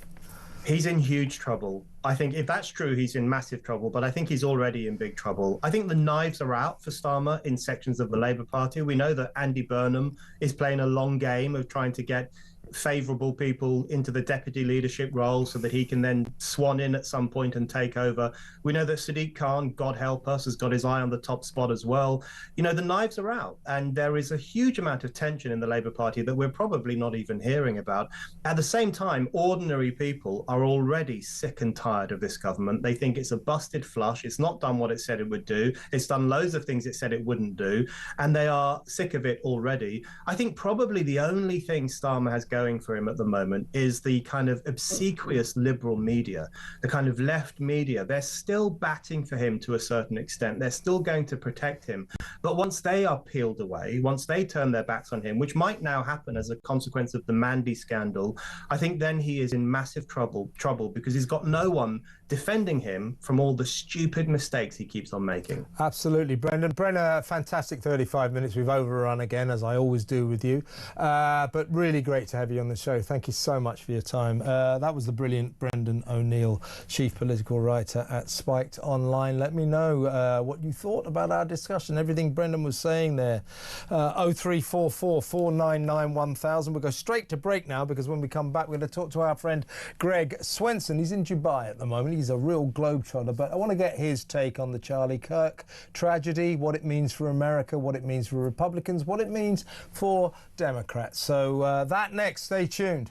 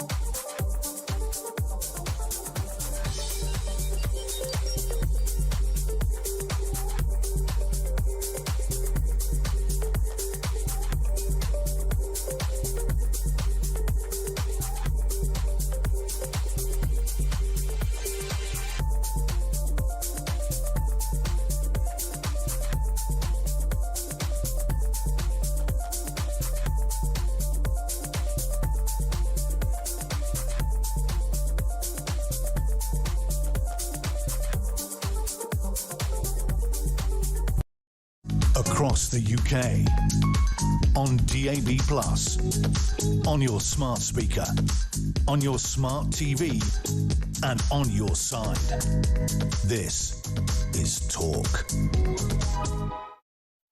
Welcome back. Let's go straight over to my next guest. He's been waiting patiently in Dubai. It's Greg Swenson, the chairman of the Republican Overseas Organisation here in London, but he's been travelling around the world for some time. I believe he's on his way back here, but at the moment, as I say, in the Middle East. Welcome, Greg. I've got too long because I just ran over with Brendan. My apologies, but I wanted to get your take on what you think the tragic death of Charlie Kirk will mean for America. What will it dial down the rhetoric of what Donald Trump called the radical left? We were instrumental in getting this guy Matthew Dowd sacked from MSNBC because we spotted last night that he said, you know, basically this guy he had his awful thoughts. He said awful things. Therefore, he should expect awful things to happen to him. What were his awful thoughts and his awful words? It was they were right of centre, not extreme, right of centre. Common sense. Yeah, common sense. Family values, a Christian, pro-life, not illegal, etc. Do you think that this awful tragedy might bring about some kind of turning point? You know, Kevin, I think it will. You know, I'm not saying it'll happen overnight, but I can guarantee you this: it's not going the other way. You know, free speech is back. You know, making the argument, articulating, making a persuasive, you know, argument about your beliefs, it's back. And you know, I think we were in the gutter 4 years ago when you had cancel culture, and guys like Charlie Kirk were really brave and courageous for going to universities when a lot of the other conservative commentators were getting rejected by the universities. I've been to these woke universities. It's horrible. And I still do it because I'm a glutton for punishment. But I you know, Trinity College in Dublin, it's like you might as well just go to a Hamas convention. And, you know, I mean, really good for Charlie. Like I can't. I've stopped reading testimonials about him because it's just so tragic and sad. And it's not just the fact that he was a great, happy warrior for conservatism and just a great guy. It's the widow and it's the two young children. I mean, who saw it? By the way, Greg, let me ask you this: Did you ever meet him? Did you know him at all? Yeah, I've met him a few times, but you know, but I can't say he's, you know, one of my besties or was one of my besties. But you know, John Mappin, who you know, and Ken LeGrand, who I think you know, are really, really close friends, and it broke my heart to talk to those guys. You know, during we had Errol Moorcock, your colleague, as well on last night, who was very close to him. You and Errol did a great job. I retweeted that. It was really nice, and your little your clip with Alex Phillips was phenomenal. And I just been on with Alex a few hours earlier talking about Peter Mandelson. Boy, was I wrong on that one. Yeah. But yeah, Kevin, it's painful to watch, and I feel for the guys like Ken and John who were close to him, and I just especially feel for his widow and the two children. And this is like deja vu all over again. 24 years ago today, you know, on 9/11, you know, I lost buddies. I was in my 30s at the time. Same story. Guy in their 30s, beautiful bride in their 30s, and two little kids at home. That's how I was when I was running out of the, you know. Because you were in 9/11, weren't you? Yeah. And I'm lucky. I mean, but you know, guys, you know, close friends and friends now whose children have grown up. My son's fiance, you know, lost her father on 9/11. It's the same model. It's seeing that end of a life when it's just way too early. It's just tragic. I wrote this. I put you know, do this sort of running order thing. I've written this under your name. I want to ask you this question.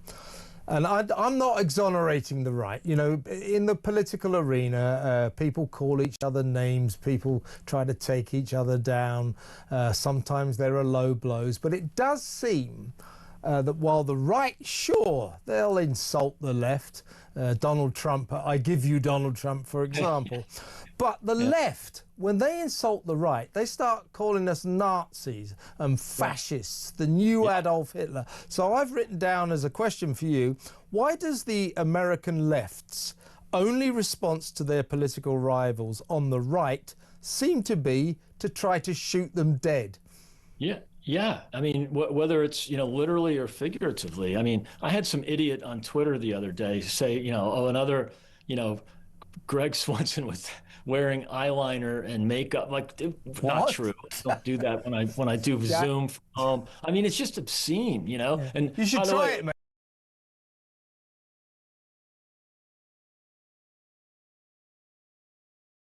15 minutes later, we had the Charlie Kirk political assassination. And so I hope that he or she or it is watching and realizes how tasteless that was. I don't respond to those idiots. No, of course not. Just ignore them. But I get this hate all the time. Oh, God. If I get one, you must get 100. Oh, no, yeah, exactly. You get used to it. But it is the rhetoric from the left is truly hate-filled, and it is, as that idiot on, see, there I go, but I don't mind calling this, Matthew Dowd, that idiot on MSNBC, they believe that if you're of the right, if you're right of centre, you're evil.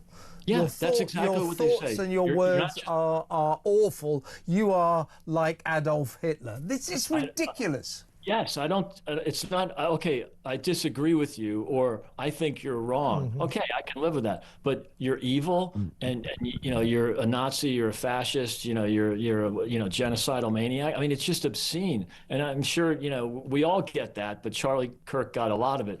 And he was the nicest guy. He was much nicer than you and me. Like, he would never. Not difficult.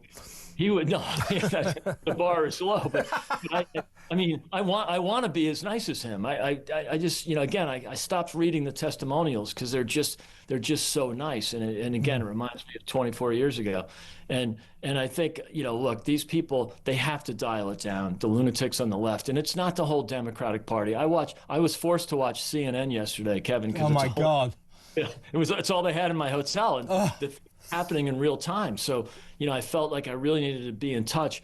And I have to say, CNN, unlike their liberal progressive rival, MSNBC, was really tasteful and respectful. And even their Democrat guests were just couldn't have been, more respectful. Maybe that'll turn into... Yeah, that is interesting, isn't it? I think, I'm hoping that the people of the left, actually on both sides of the Atlantic, will look at this and say, let's try and be a bit more civilized about these debates. Just because we don't agree with this person on the right, there's no need to shoot him. There's no need to call him Adolf Hitler. I mean, you're not in America at the moment. Presumably you're in touch with your friends over there. Yeah. I'm assuming America. We're going to talk to Kinsey Schofield a bit later. She was a very close friend of Charlie Kirk's. But I'm assuming that America is in a state of absolute shock.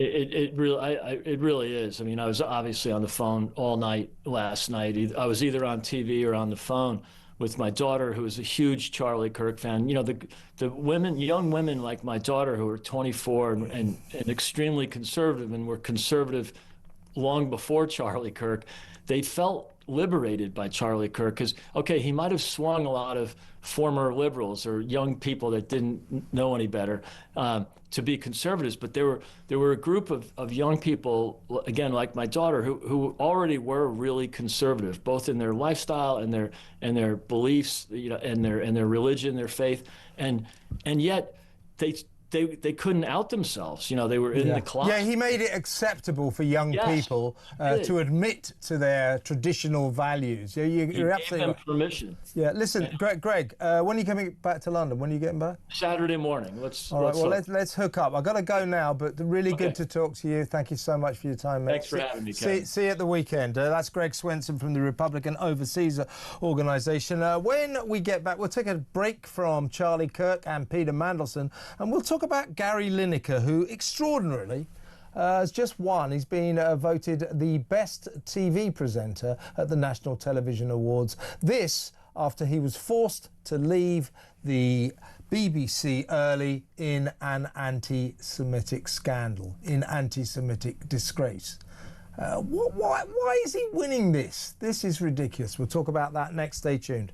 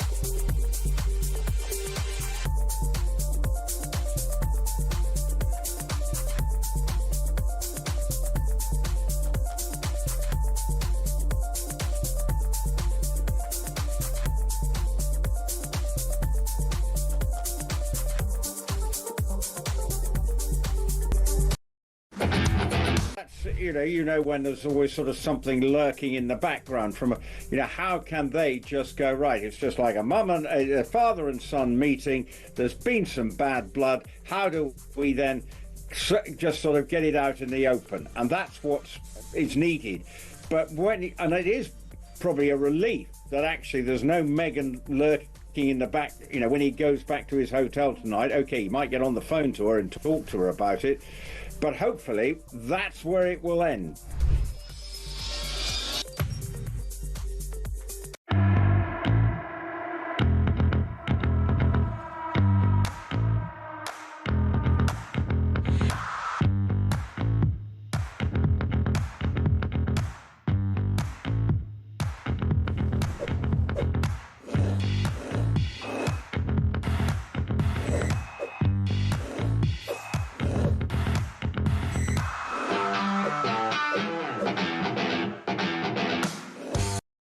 Across the UK, on DAB+, on your smart speaker, on your smart TV, and on your side. This is Talk. Gary Lineker, as I just said, won a big award last night. He was voted the best TV presenter at the National Television Awards. Going to welcome to the show my guest on this story, and then we'll play Gary's acceptance speech. So welcome to the show from the Campaign Against Anti-Semitism, Stephen Silverman. Hello, Stephen. Good evening, Kevin. Bear with us, have a look at this. This is Gary Lineker's acceptance speech. I think it demonstrates that perhaps it's okay sometimes for us to use our platform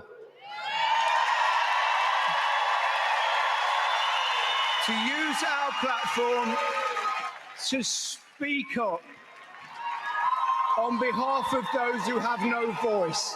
So thank you. It means the world. Thank you very much.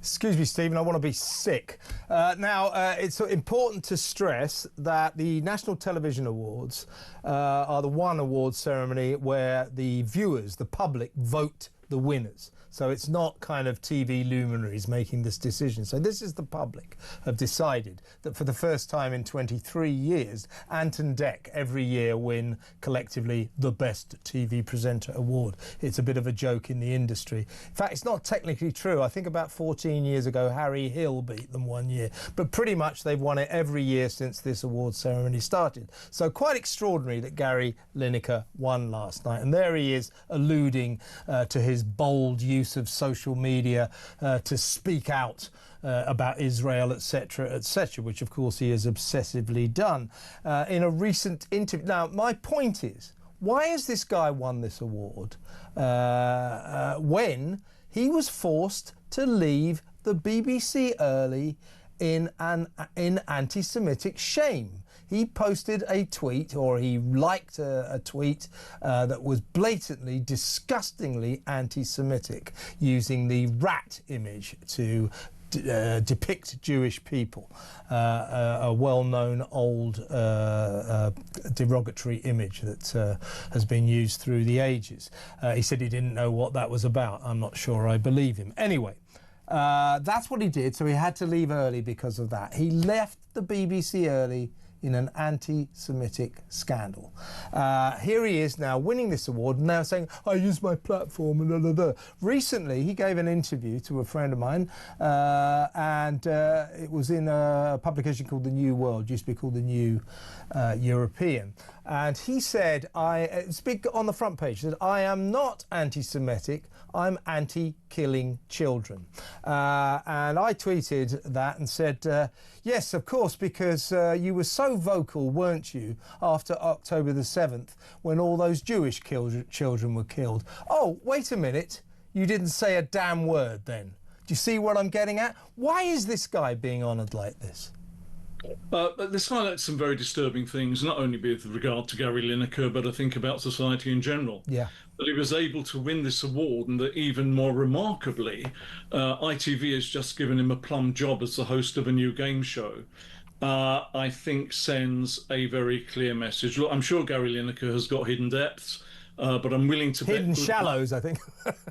but I'm willing to bet good money that they don't include expertise in the history of the Jewish people, the 80-year-old Middle East conflict, urban warfare, and international law. That hasn't stopped him from repeatedly holding forth on those subjects to his millions of social media followers, and in doing so, he has repeatedly aligned himself with individuals and content that promote anti-Semitic narratives or trivialize violence against Jews. And then, as you point out, he finally lost his job as presenter of Match of the Day after he shared that post featuring an image of a rat, and that proved too much even for the BBC. It is beyond doubt that had he posted similarly despicable things about any other minority, he would be out in the cold right now, and it would be some considerable time before he was allowed even to try to start rehabilitating himself. But there he was the other night, winning this award and indulging in some performative virtue signaling,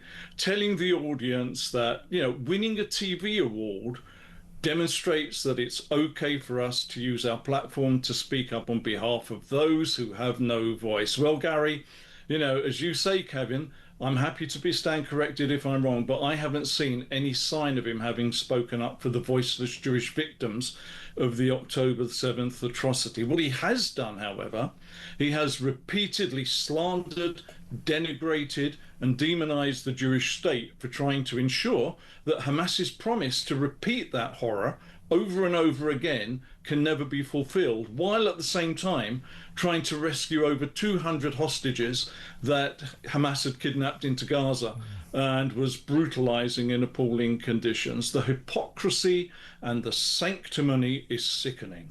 And he's symptomatic of the liberal elite, so many of them who were stony silent after October the 7th. Didn't say anything because they realised a terrible crime had been committed against Jewish people, and they don't really want to get involved in that kind of incident because they never want to support Jewish people. When the conflict started to involve, obviously, sadly, the death of lots and lots of Palestinian kids, then, oh man, they are screaming from the rooftops. It is hypocrisy on an epic scale, isn't it? You know, but it's even more serious than that. We released... it's anti-Semitism on an epic scale, let's get that right, yeah. Well, yeah, I mean, we released at the weekend our new survey done in conjunction with YouGov, which showed that 21% of the population is now anti-Semitic. 21% of the population holds at least 4 anti-Semitic views. That rises to 40% of the 18 to 24-year-old demographic.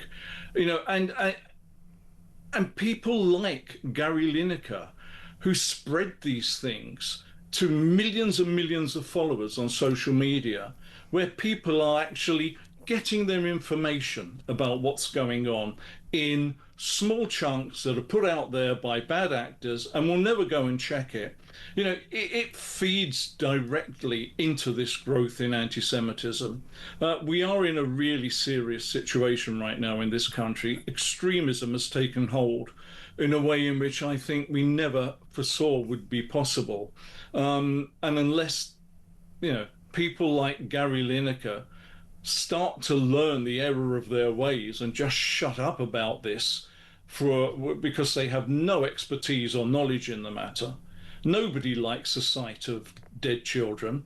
But how about pointing out that that happens because Hamas is fighting a brutal war in which it's embedded itself in the civilian population and values civilian deaths as propaganda tools, and it could all stop tomorrow. It could have stopped 2 years ago if they let the hostages out. Surrendered and handed back the hostages. Absolutely. Stephen, all too brief, but very good to talk to you. Thank you so much for your time.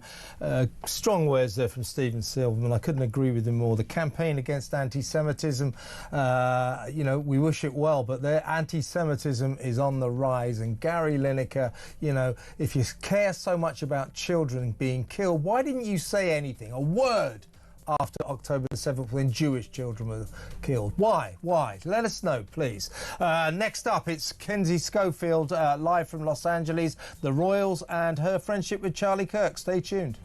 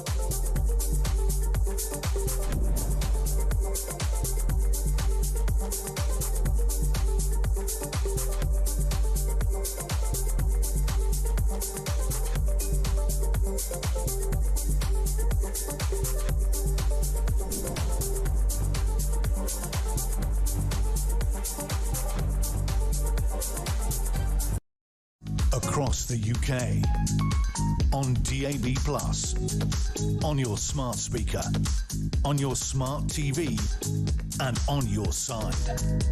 This is Talk.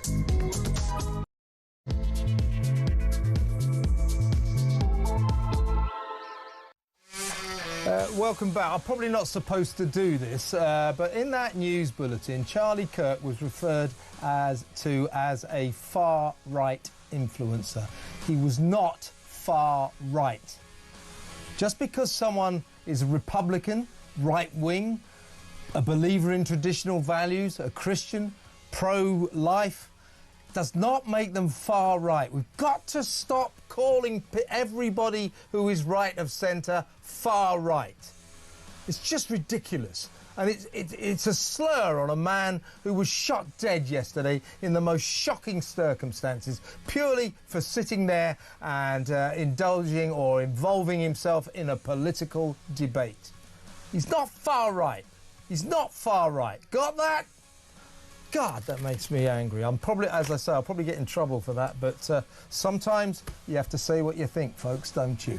Right, on that bombshell, let's go over to my next guest, and I'm very pleased to welcome to the show. We are not going to start talking about Harry's visit to London first.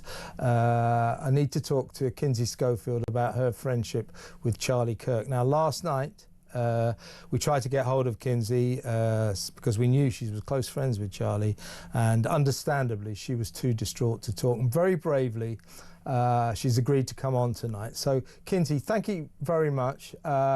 Obviously we're still reeling about what happened last night. It happened when I was live on air, and it was an extremely traumatic and shocking event to have to cover. The thing I can't get over, and there's so many things I can't get over about it, and I don't want to upset you too much, but his wife Erica and his two little kids were there. I mean, what a thing. I hope maybe they were turning the other way at the time, but it's unlikely. What a terrible, terrible thing to happen. He was your good friend. Tell us about Charlie. Tell us what you're feeling now. Well, thank you for saying that about the news bulletin, because that was the first thing that jumped out at me. He was not far right. He's one of the most intelligent people I ever encountered in my life. He is very common sense, faith-based. And I think what kills me the most about all of this is he loved his life. He loved his life. I mean, he was living, we joke in Hollywood, living the dream, but he actually was living the dream. He had 2 beautiful babies. The very first image I thought of when I got the news was the video that he recently posted to Instagram. He's on the couch doing Fox and Friends weekend, and his daughter is running at him, cackling, throws herself into his arms. And he's like, isn't this great? And that was, I mean, I think his number one job was dad. Yeah. He knew that he was put on this earth to be a father, and he was really proud of that. And he encouraged other people to get married and have babies. But yeah, I think that what, breaks my heart is that he loved his life, and he built that life for himself. He was 18 years old when he had this idea that he wanted to be on college campuses, and he wanted to teach, or he wanted to encourage college students to think differently, not to sit there and consume what they were getting on college campuses as fact. He wanted to challenge some of those facts. And I never saw him stumped when people would step up to debate him. And he, they weren't setups. In fact, he would say, I want people that disagree with me to be the first ones to stand up here and talk to me. And he gave them a microphone.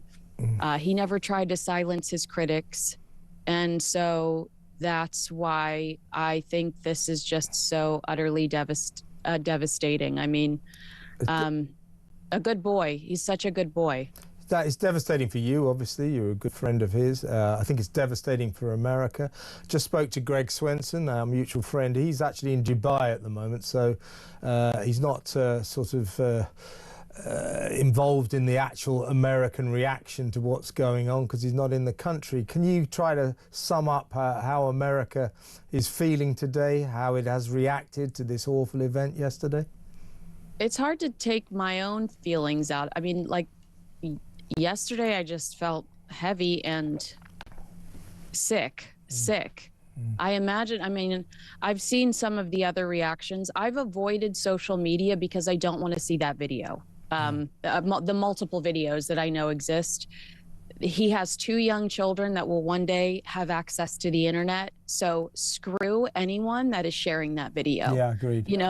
Like, you're a horrible human being, because his children, unfortunately, are potentially going to stumble upon that one day. It shouldn't exist, and I hope that everybody that sees it reports it and it's removed. So I've stayed away from social media. I've saw some of the mainstream media reporting on it. Of course, Fox News had some very poignant testimonials about him. That's how I encountered him for the first time, Charlie, through Fox. And America's Voice had some point, but I've been really kind of just trying to stay off of social media because I don't want to see that video. That, I've seen other people say too, like, you should see it because no, you don't want to see it, Kinsey. You don't want. I've seen it. I've seen it. You don't want to see it. And the argument is it's a kind of pornography, to be honest with you. It really is. You don't want to see that, No. and just don't. All right. And I totally agree with you about people who are sharing that. Unfortunately, that's today's world. Everyone's filming everything on their phones. That kind of thing is going to get caught on camera. That doesn't mean to say you have to look at it. Didn't really mean to say I had to look at it. And anybody sharing that, think again. Just think again. Now, again, tell us a little bit about Charlie as a friend. What kind of, never mind his politics, which I'm going to stress that again. He was not an extremist. He believed in traditional family values. He was a Christian. He was pro-life, a perfectly legitimate outlook, and a passionate believer in freedom of speech. Came over here to Britain to make some very, very vibrant speeches about how he, along with President Trump and J.D. Vance, fear that we are losing our freedom of speech. And we here fear that as well. So all of these views, that does not make him an extremist. It does not make him far right. But aside from politics, what kind of a friend was he? What kind of a person was he? Well, I have seen people that we have in common say things. I don't want to look like I'm clout chasing. So I don't want to make this about my relationship with him. What I will say is he was a great man that loved God, loved his family, loved his country. He was a fair man. And I think that, I mean, I don't know how to get too into it without getting upset. Don't get too much. Let me ask. Let's talk about this. Last night, we played a role, and I have no shame about this. We played a role on this show, getting a guy called Matthew Dowd, a liberal elitist over there in America, a commentator on MSNBC, the left-leaning US American news channel. We played a role in getting him sacked this morning, and I have no compunction about that, no shame about that, because what he said was, well, I'm paraphrasing, but in effect he said, well, if you're going to have these awful thoughts and say these awful things, then you must expect awful things to happen. What were his awful thoughts? What were the awful things he said? As I said, he talked about family values. He talked about his belief in God, Christianity. He talked about his belief in pro-life. And so on and so forth. He quoted scripture. Yeah. I mean, he quoted What's everything. awful about that? These people from the left, they think that if you have right-wing beliefs, then somehow or other you're the devil, that's awful, that's inherently evil. Now, I just asked Greg Swenson the same question. Do you think that the terrible assassination, the terrible tragedy of Charlie Kirk, if it's to have any good results at all, will be that the American left in particular, will take a look at this kind of rhetoric and perhaps think it's time to dial it down? I wish I was there yet. I think I told you privately yesterday, I spent all day just like sick and sad. Yeah. Today I woke up mad. Yes. And I know that we're supposed to take some comfort in the fact that he's in heaven, but I don't yet. No. So I'm not there. I can't see like, oh, there's some bigger meaning. Yeah. I don't see that. And I hope I will. Yeah. I hope that one day I'm like, wow, something good came out of that. But I'm really mad. And I hope we can find who did this, because it's scary to think that we've gone back to the 60s and that you can't speak your mind. I mean, I think that Charlie Kirk was a force for good. I agree with you. And totally I believe he was a force for good. And so yeah, I totally agree with you, Kinsey. Scared. Listen, Kinsey, I'll tell you what we're going to do now. Thank you so much for talking about Charlie. I know it was difficult for you. Why don't we go to break? We'll come back and we'll return to our usual arena. We'll talk about Prince Harry's visit to London and his 54-minute tea party with the King. So thanks again for this. Dry your eyes and we'll talk about the Royals when we come back. Deal? Yeah, sounds good. All right, see you in a second.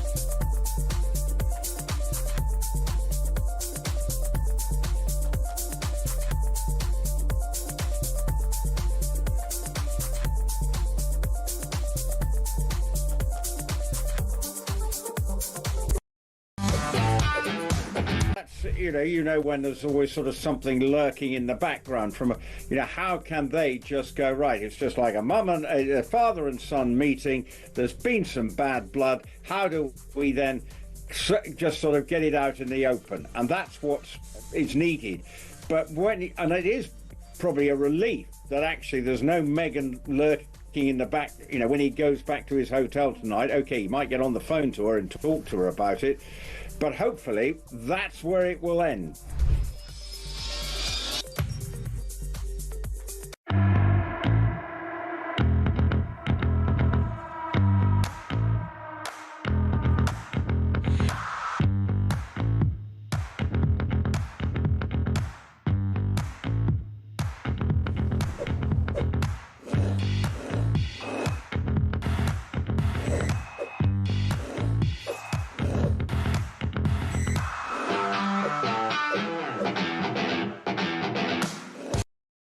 Across the UK, on DAB+, on your smart speaker, on your smart TV, and on your side. This is Talk. Welcome back. I'm still with the great Kinsey Schofield. We're going to return to our usual habitat, and that is the Royal Patch. Let's talk about, if we can, Kinsey, Prince Harry's 4-day visit, his trip to little old England. He came to London. We've been in the grip of a tube strike. The subway here completely closed down. So this city, London, has been in gridlock. So he's been late for everywhere that he's been booked to visit. He's been touring the charities. I mean, it's about all he can do. It's been a massive charm offensive. We'll talk about the King in a second. But he's been on this huge charm offensive. Here I am, this charity, I'm like a great guy. Oh, look at me sword fighting with this kid. It's classic sort of royal visit stuff. And he gave £1 million, £1.1 million to charity, to the BBC's Children in Need appeal. And we're all going, why 1.1 million? And somebody suggested maybe something to do with tax, get a tax break. Maybe a certain amount would have saved him a certain amount more, if you see what I mean. But this charm offensive, love me do, he was, of course, very popular in this country one time. But ever since he hooked up with Meghan, ran away to America, 5 years ago now, he has spectacularly lost his popularity. He seems to be obsessed with getting it back. Do you think that's all personal, or do you think that he believes, or maybe Harry and Meghan believe, that if Harry can get back his popularity in Britain, then it will rub off on Meghan, and Meghan will become more popular than she is now, which won't be very difficult, obviously. Do you think that's what it's all about? I think that that's partially what it's all about. But what I thought as I watched a lot of this was, you can't be half in, half out, Harry. You cannot bulldoze Queen Elizabeth's wishes now that she's gone and just show up. I mean, there was one point, and I've heard other people say it was just a coincidence. Okay, that's fine. But there's one point within like a 12-minute span, we received a photo of Prince Harry in a recording studio with young people making music. And there's Prince William at a separate an official royal engagement, also surrounded by young people and a drum set making music. Harry is a distraction. And the Queen said to him upon the Megxit exit, you cannot be a half in, half out royal. And it seems like he is saying, yes, I can do what I want. Yeah, you're I'm right. going to show up. I'm going to throw around a bunch of money, which, by the way, why is this a personal donation from Prince Harry and not an Archewell donation? What the heck does Archewell do? Mm-hmm. I felt like this was Prince Harry. Tax breaks? I think that this is Harry disrespecting the Queen's final wishes. And, the audacity after his, pit stop at Windsor to show respect for the Queen. Why would he start now? He never did well, he didn't towards the last few years of her life. So I look at it as Prince Harry trying to force the half in, half out royal perception, which he also cleverly did by handpicking the media that he could accompany him throughout his trip. And it's all just so that primarily U.S. media will continue to accept him as a prince, Prince Harry, the king's son, which the king then goes and endorses through this, Tea Party, because he has a commercial venture that he's launching soon. Yeah. I'll tell you what, Kinsey, as you're wont to do, you've just pointed out something that hadn't occurred to me brilliantly, characteristically, and that is this. There's something about what he's been doing for the last 4 days that is reminiscent of those weird pretend royal tours that him and Meghan did to Nigeria and Colombia, where they sort of acted like, it's a big official royal tour, but it wasn't. So you're right, he's come here and he's done a kind of royal tour, hasn't he? I mean, I think that's partly because it's all he's ever done is charity visits. That's it, apart from a little... Well, when only people... I just had this conversation with somebody else. Like, if the only people that want to hang out with you or will see you are employed by you or work underneath you, that's not a great sign. When he shows up, it's in his home country, and even his family doesn't want to spend time with him. I think that that's a sure sign that things have gone south in the last few years. And I feel very cynical in criticizing him for charity work. Obviously I think I encourage him to do charity work. It seems to be what he's good at. However, it feels like he is on the wrong turf. Expand in the United States, see what you can do here. But why are you competing with your brother who's going to be king one day? Yeah, I'll tell you what. The king, after 3 or 4 days of this trip, climbed onto a private jet in Scotland and flew down to London to have tea with Harry, with his troublesome son Harry. This is the first time they met for 19 months. The last time Harry saw his dad face to face was February last year after the king's cancer diagnosis. Since then they have not spoken face to face. Anyway, we know that prior to this, the king wasn't speaking to him at all. So there's been a sort of slight thawing of the way. We know that because Prince Harry told us that on BBC. Of course, yes. Now, I just want to quickly point out, this great environmentalist, King Charles, of course, climbing on a private jet, very eco-unfriendly, flying down to London. I get so sick of their hypocrisy about their net zero nonsense. That's just a side issue. So he flew down to see his son. Harry went to Clarence House, 54 minutes. 54 minutes. Tea for two, 54 minutes. Less than an hour. They haven't seen each other for 19 months. I'm wondering whether this reunion, if you like, this father and son reunion, was actually all that warm. Harry, of course, sloped off after that to another charity event where he told everybody, he was asked, how's your dad? He said, he's doing great. He's doing great. But I'd love to have been a fly on the wall during that meeting. We were filming my show that you've been on this afternoon, What Just Happened, and we were laughing, saying, do you reckon they had a massive great row or something? But 54 minutes after 19 months, it's not really an indication that the king's going, all is forgotten and forgiven. It's not really an indication of that. I think quite the reverse. But I think the interesting thing about Harry actually meeting his dad is it underlines just how bitter the feud still is with William. He sees his dad, William, at one point within 7 miles of his brother, so near and yet so far, refusing to see him. The feud between William and Harry is as bitter as ever, isn't it? It is, and I think that that's why I'm a little probably more negative than I should be when it comes to this meeting between King Charles and Prince Harry, because I feel like it's ultimately a betrayal to Prince William. This is a difficult situation because you have the monarchy and then you have a family, the institution and then the family. And if I were softer hearted, then I would say, yes, it's a father and a son reunion. That's the most important thing.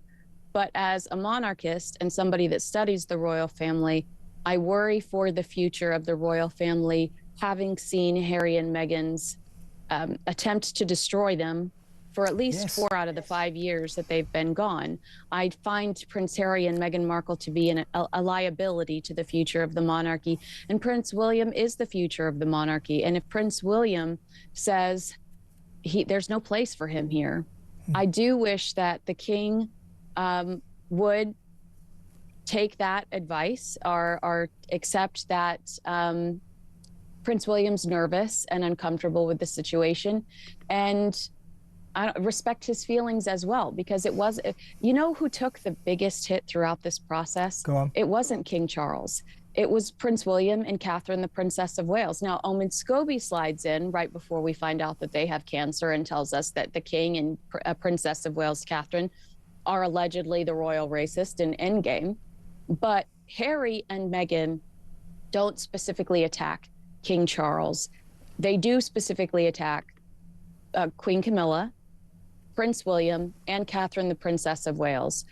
Prince Harry talks about how William is violent and angry, breaks his dog bowl in his necklace.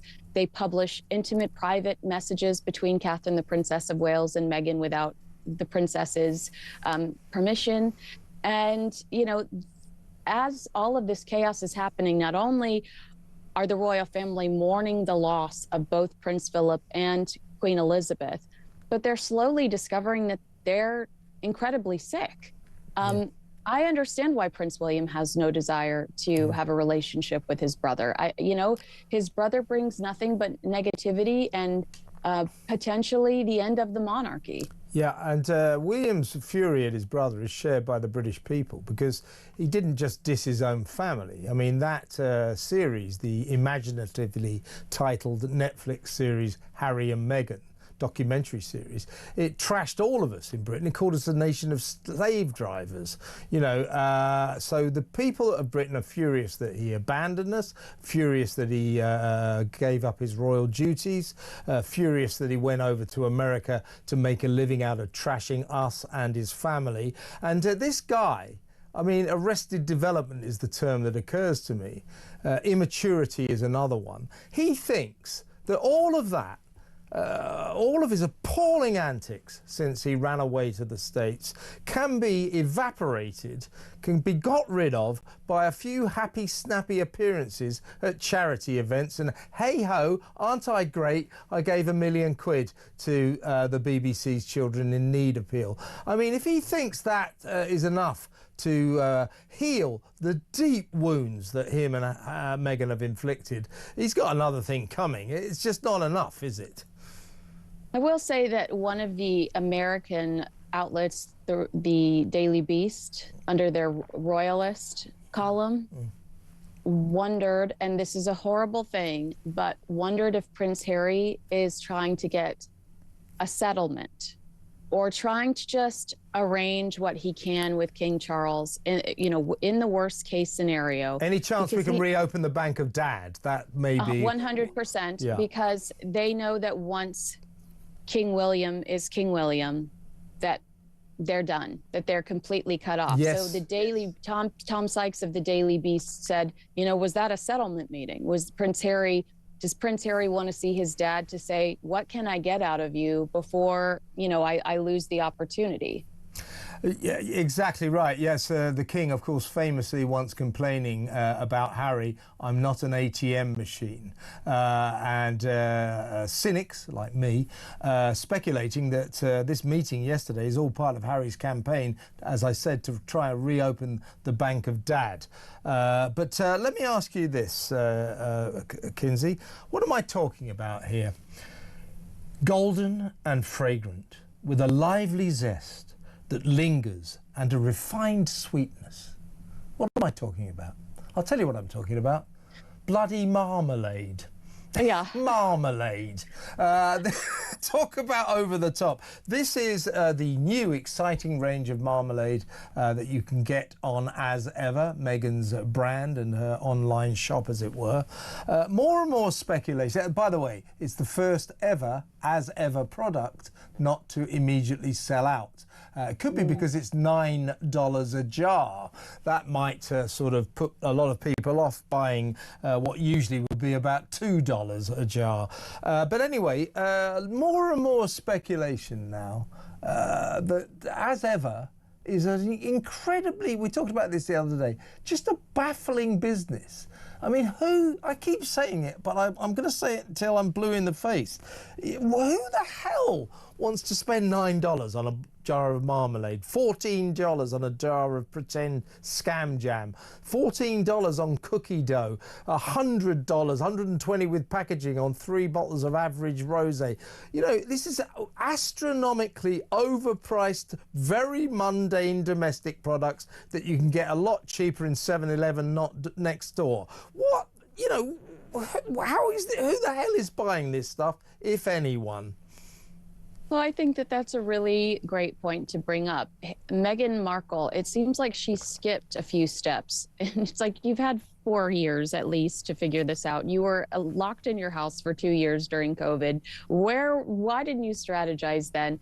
But I don't think that, to contradict exactly what she says in her Bloomberg interview, which is, I know my audience loves it. I don't think she knows her audience, because the type of person that would spend $9 on that jar, those women don't like Meghan Markle. They think that she married into her position, and then it's the same women in Montecito that stick their nose up at her and don't want to associate with her. And you hear that, you hear about those women a lot.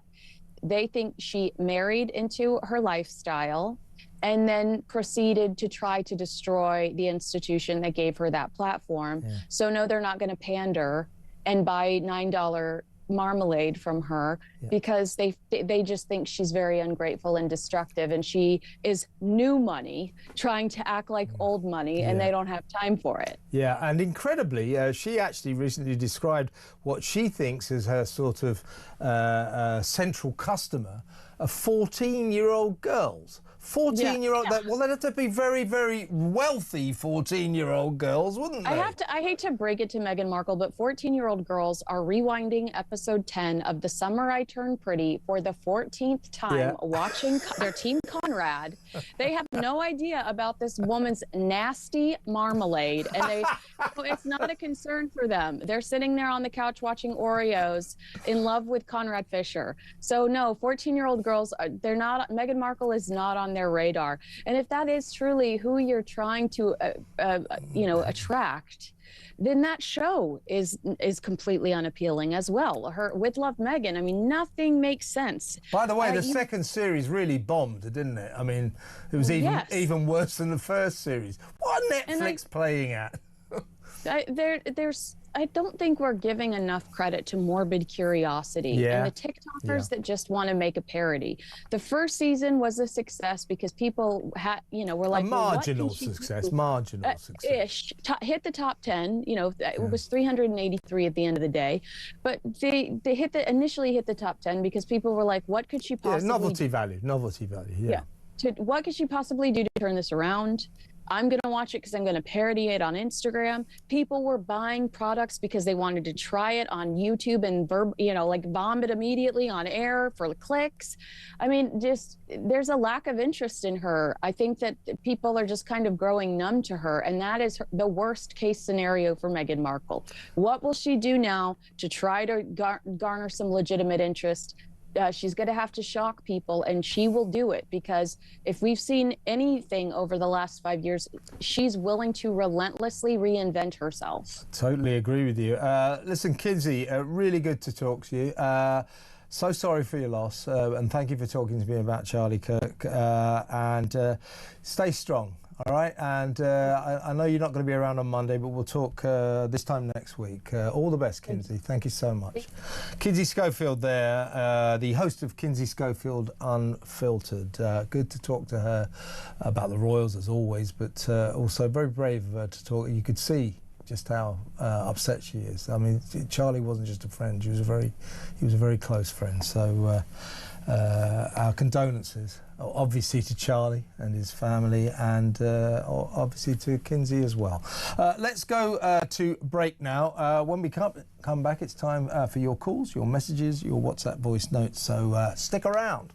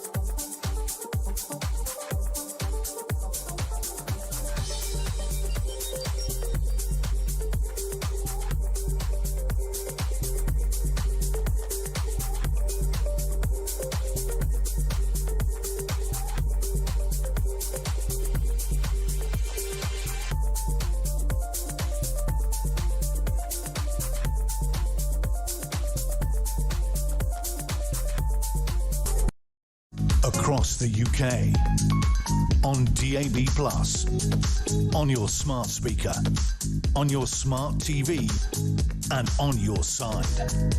This is Talk. Welcome back. As I said, next, well, actually, we haven't got too long, but 20 minutes or so, all yours. Let's go straight to the phone. Gary in Hampshire. Hello, Gary. You want to talk about illegal immigrants? Let me know what you'd like to say. Yeah, hi, Kevin. Migrants crossing the channel, or people in boats crossing the channel, these are very, very dangerous crossings. It's a disgrace that two first world nations like UK and France even allow it. Mm-hmm. And I don't think it's necessary to leave the ECHR to stop these crossings. I think that... But Gary, let me ask you this. Sorry to interrupt. But look, what I always say about, I think we need to leave the ECHR, but if you think us just leaving the ECHR will solve the migrant crisis, you've got another thing coming. It's a crucial first step. But you say you don't think we need to leave the ECHR. Can you tell me what it is that you think we get out of being a member of the ECHR? Because I, for the life of me, can't work it out. I don't know what the hell we get out of being in this international virtue signalling club. Well, yeah, I mean, it's outdated. 1951 it was, formed.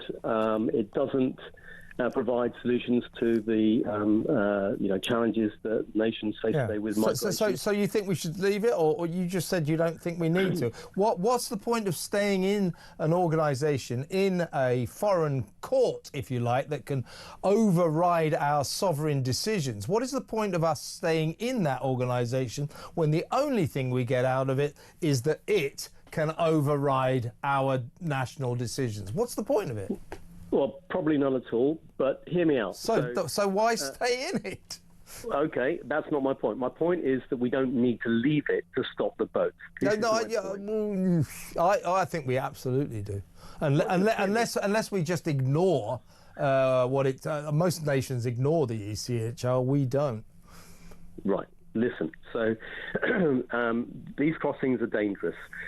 Any time a vessel is in distress in open water, there is an obligation upon any vessel to rescue that boat that's in distress, or where there is a life-threatening situation. Now, that goes without saying. Nobody wants to see anybody drown at sea. Yeah. But now every single crossing puts lives in danger. So if we can, apply international law, that is UNCLOS. International law. I'm sick to death of international law.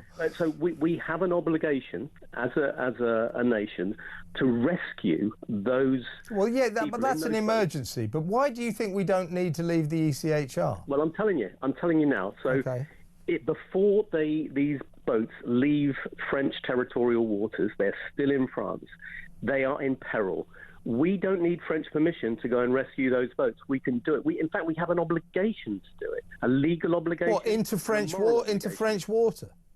Yes, we have. You can't. You want to talk about international law? You just can't barge into their sovereign sea. No, under international law, you can, to save lives. Well, yeah, but what do you mean? So we're just going to sort of say, right, we reckon that those dinghies are in trouble, we're going to go in. There's no doubt. How would we know? That's the French job to do that. We know because they're overloaded and dangerous, and people have died. Gary, this isn't going to work in a month of Sundays. It's not our job to go into French water and rescue people. It's the French job. Yeah, but they won't do it. So we. We can't do it. We can't. Not under international law. You can't go barging into other people. You can't go barging into other people's territory. To rescue lives, you can. Well, yeah, but that's their job. But no, it's any vessel that's nearby can. So what do you mean? So we're gonna do? Have a load of ships just waiting just outside French territory? Well, not a load. Do you really? This is nonsense, Gary. You know, I respect your view. You know, it's interesting to talk to you, but this hasn't got a chance in hell of working. We need to leave the ECHR so we can make our own sovereign decisions, such as detain, deport. You come across the channel illegally, you have no right to asylum. You cannot claim asylum. In fact, we're flying you straight back. But what you're suggesting, Kevin, is let them come here first. I'm saying they don't leave France. They are in French territory. Yeah, but we can't go into French water. You have to. You have we can't. To rescue boats. No, we can't. You just can't. You have to because you can't say. Look, Britain can't say. What about the French? It's the French's job. It's France's job to rescue people in their water. We don't control what France does. Oh God, Gary, look, Gary. Your idea is a non-starter. It just will not happen, and I think you know that. I mean, look, we're all trying to do lateral thinking about this to try and solve this absolute mess, and I know where you're coming from, but this isn't going to work. Listen, Gary, I've got to... Seriously, mate, good to talk to you. Interesting idea. Don't get me wrong, I'm not trying to dismiss you. But nice call, but it's not going to work. Thanks very much, mate, and call me again, please do. Let's talk to David in Rotherham. Hello, David. Good evening, Kevin. Yesterday, I watched Question Time, and this afternoon I watched part of a debate in the House of Commons about Mandelson. Yes. Yesterday, and both occasions, both the Prime Minister and the Minister today was harping on about how well they've done the process. Looked into everything. Our Secret Service, call it what you like, had done everything. Everything was hunky-dory, nothing wrong. And within hours, the media had found everything. I totally agree with you, David. Have you seen the latest development? Have you seen the latest development? I mean, it's shocking if it's true. It's the independent, respectable publication written by a colleague of mine, David Maddox, former political editor of the Daily Express, in which they state, if this story is true, it is seismic. It really is. And it's this, that in December, MI6, our spy service, our security service, told Keir Starmer, Peter Mandelson is not fit for this job. He is not fit to be the British ambassador to the United States of America. He does not pass our vetting system. He has not been vetted. He has failed. He has failed to qualify. And the story in the Independent says that Keir Starmer overrode them, overruled them, and gave Mandelson the job anyway. If that story is true, David, and I've got no reason to disbelieve it, that is massive. That is phenomenal, and it puts Keir Starmer into huge difficulty. Roll on tomorrow. It's an extraordinary situation, and we will follow it closely, and I'm sure you will as well. Listen, David, good to talk to you. Very good call. Thank you. Call me again. David in Rotherham. Let's go to a break now. When we come back, more calls and more WhatsApp. Well, I say more WhatsApp voice messages. The first of our WhatsApp voice messages when we come back, so stay tuned.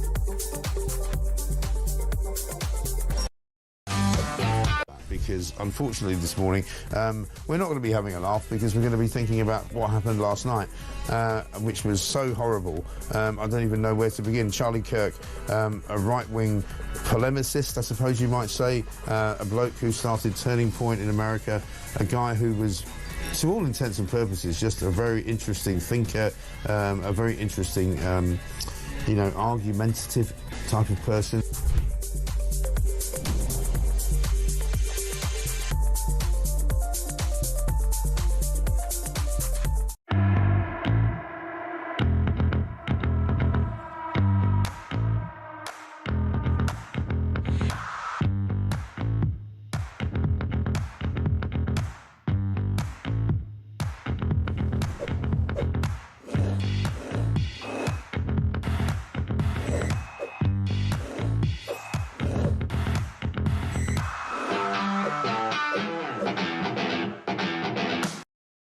Across the UK, on DAB+, on your smart speaker, on your smart TV, and on your side. This is Talk. Extraordinary show tonight. I hope you've enjoyed it. I've enjoyed your company. Let's go to our WhatsApp voice notes tonight. This is Chloe on Peter Mandelson. Hi, Kev. It's Chloe in Hampshire. The Mandelson debacle. I'm just a mere peasant down on the south coast of England, and I knew everything about what Mandelson had been up to for the last 25 years. So how on earth Starmer didn't know, I've no idea. And when Mandy was appointed the ambassador last September, I was just shocked, really. I couldn't understand how on earth that happened. Well, Chloe, I think a lot of us couldn't. I mean, you know, never mind about, well, it's important what MI6 discovered or knew about Peter Mandelson, but we all knew this is a man who's been fired twice in disgrace when he was a cabinet minister by Tony Blair. That alone should have made Keir Starmer say, no, not him. But if it's true that apart from what we all knew, MI6 said this guy does not pass our vetting test, he's not fit to be our ambassador in America, and Keir Starmer overrode that. Keir Starmer is in a world of trouble. That would be a disgraceful decision to make and may make his premiership untenable. Let's listen to Glyn again on Mandelson. Hiya, Kev. I think you'll find with the likes of Peter Mandelson, it's like with great intellect comes inferior common sense. Great show, mate. It's very well put. As I said, my mum used to always say that the trouble with clever men is so many of them are stupid, and it's true. Peter Mandelson is, he is ostensibly a clever man. Intellectually, he's clever, but as a person, as a politician, he's an absolute idiot. He just makes mistake after mistake. It's incredible. A hat trick of scandals, a hat trick of high-profile dismissals because of his useless, ridiculous behaviour. Unbelievable. Believable. It's Peter Mandelson. If in doubt, Peter Mandelson's in a scandal, always. Let's listen quickly, shall we, to John, and he wants to talk about Charlie Kirk and our news bulletin just now. Good evening, Kev. Just want to say fantastic coverage and good show as ever. Loving all your tributes to Charlie Kirk. Just want to make a bit of a complaint, actually. Just heard the 9 o'clock news, and your newsreader referred to Charlie Kirk, beg your pardon, as a far-right activist. That's bad taste, mate. That needs to be rectified. You need to get a grip with that. That's not on. Great show as ever, mate. Take it easy. John, all due respect, but if you'd have listened after the bulletin, you'd have heard my rant. I just said this is outrageous. He's not far right, so I did put it right. John, we put that on Twitter. Have a look. But I take your point. Totally agree. I was just as annoyed as you. Let's go over to Tarquin in London. Hi, Tarquin. And just for the record, you are listening to Kevin O'Sullivan back from Cornwall on the greatest show on Talk Radio. Well, of course it is. Of course it is.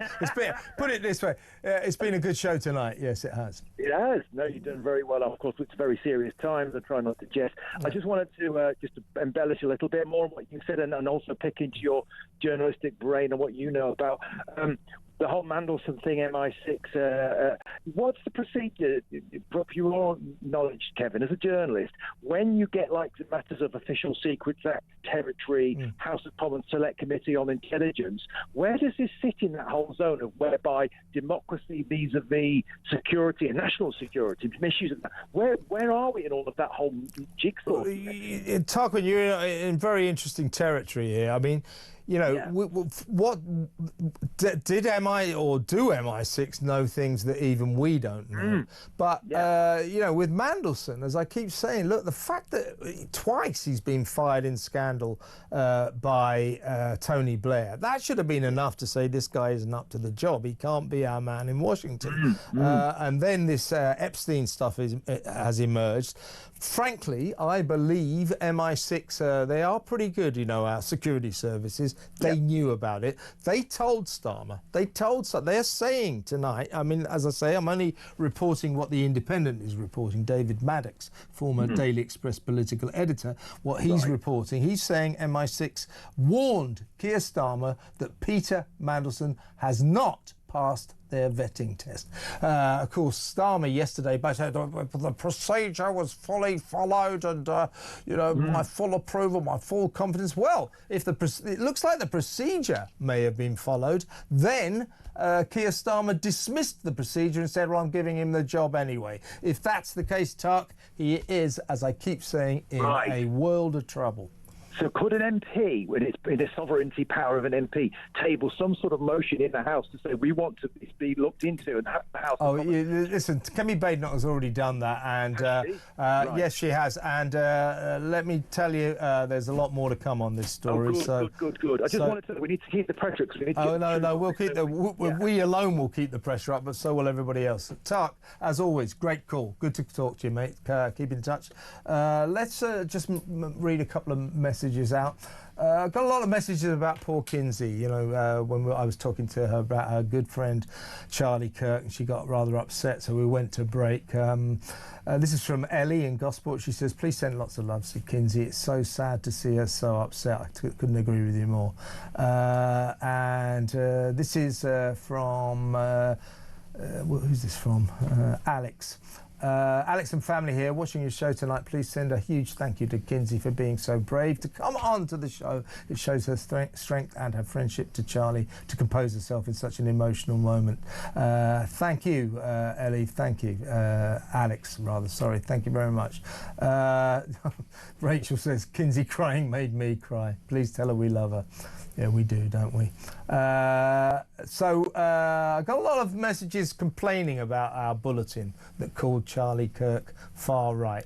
You know, as I say, I'll probably get in trouble for it, but I'm not sitting there and putting up with that. He was not far right. We've got to stop calling everybody who's right of centre far right. Makes him say he was not an extremist. He believed in family values. He believed in God.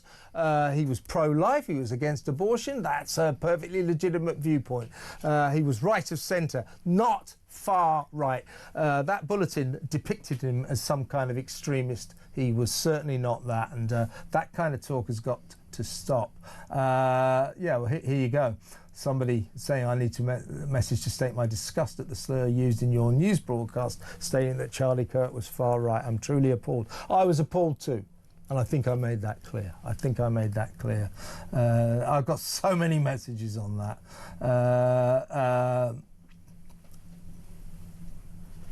Yeah. Lots and lots of messages about Charlie. Very sad. Guess who's in the studio? It is Flash Ash Gould.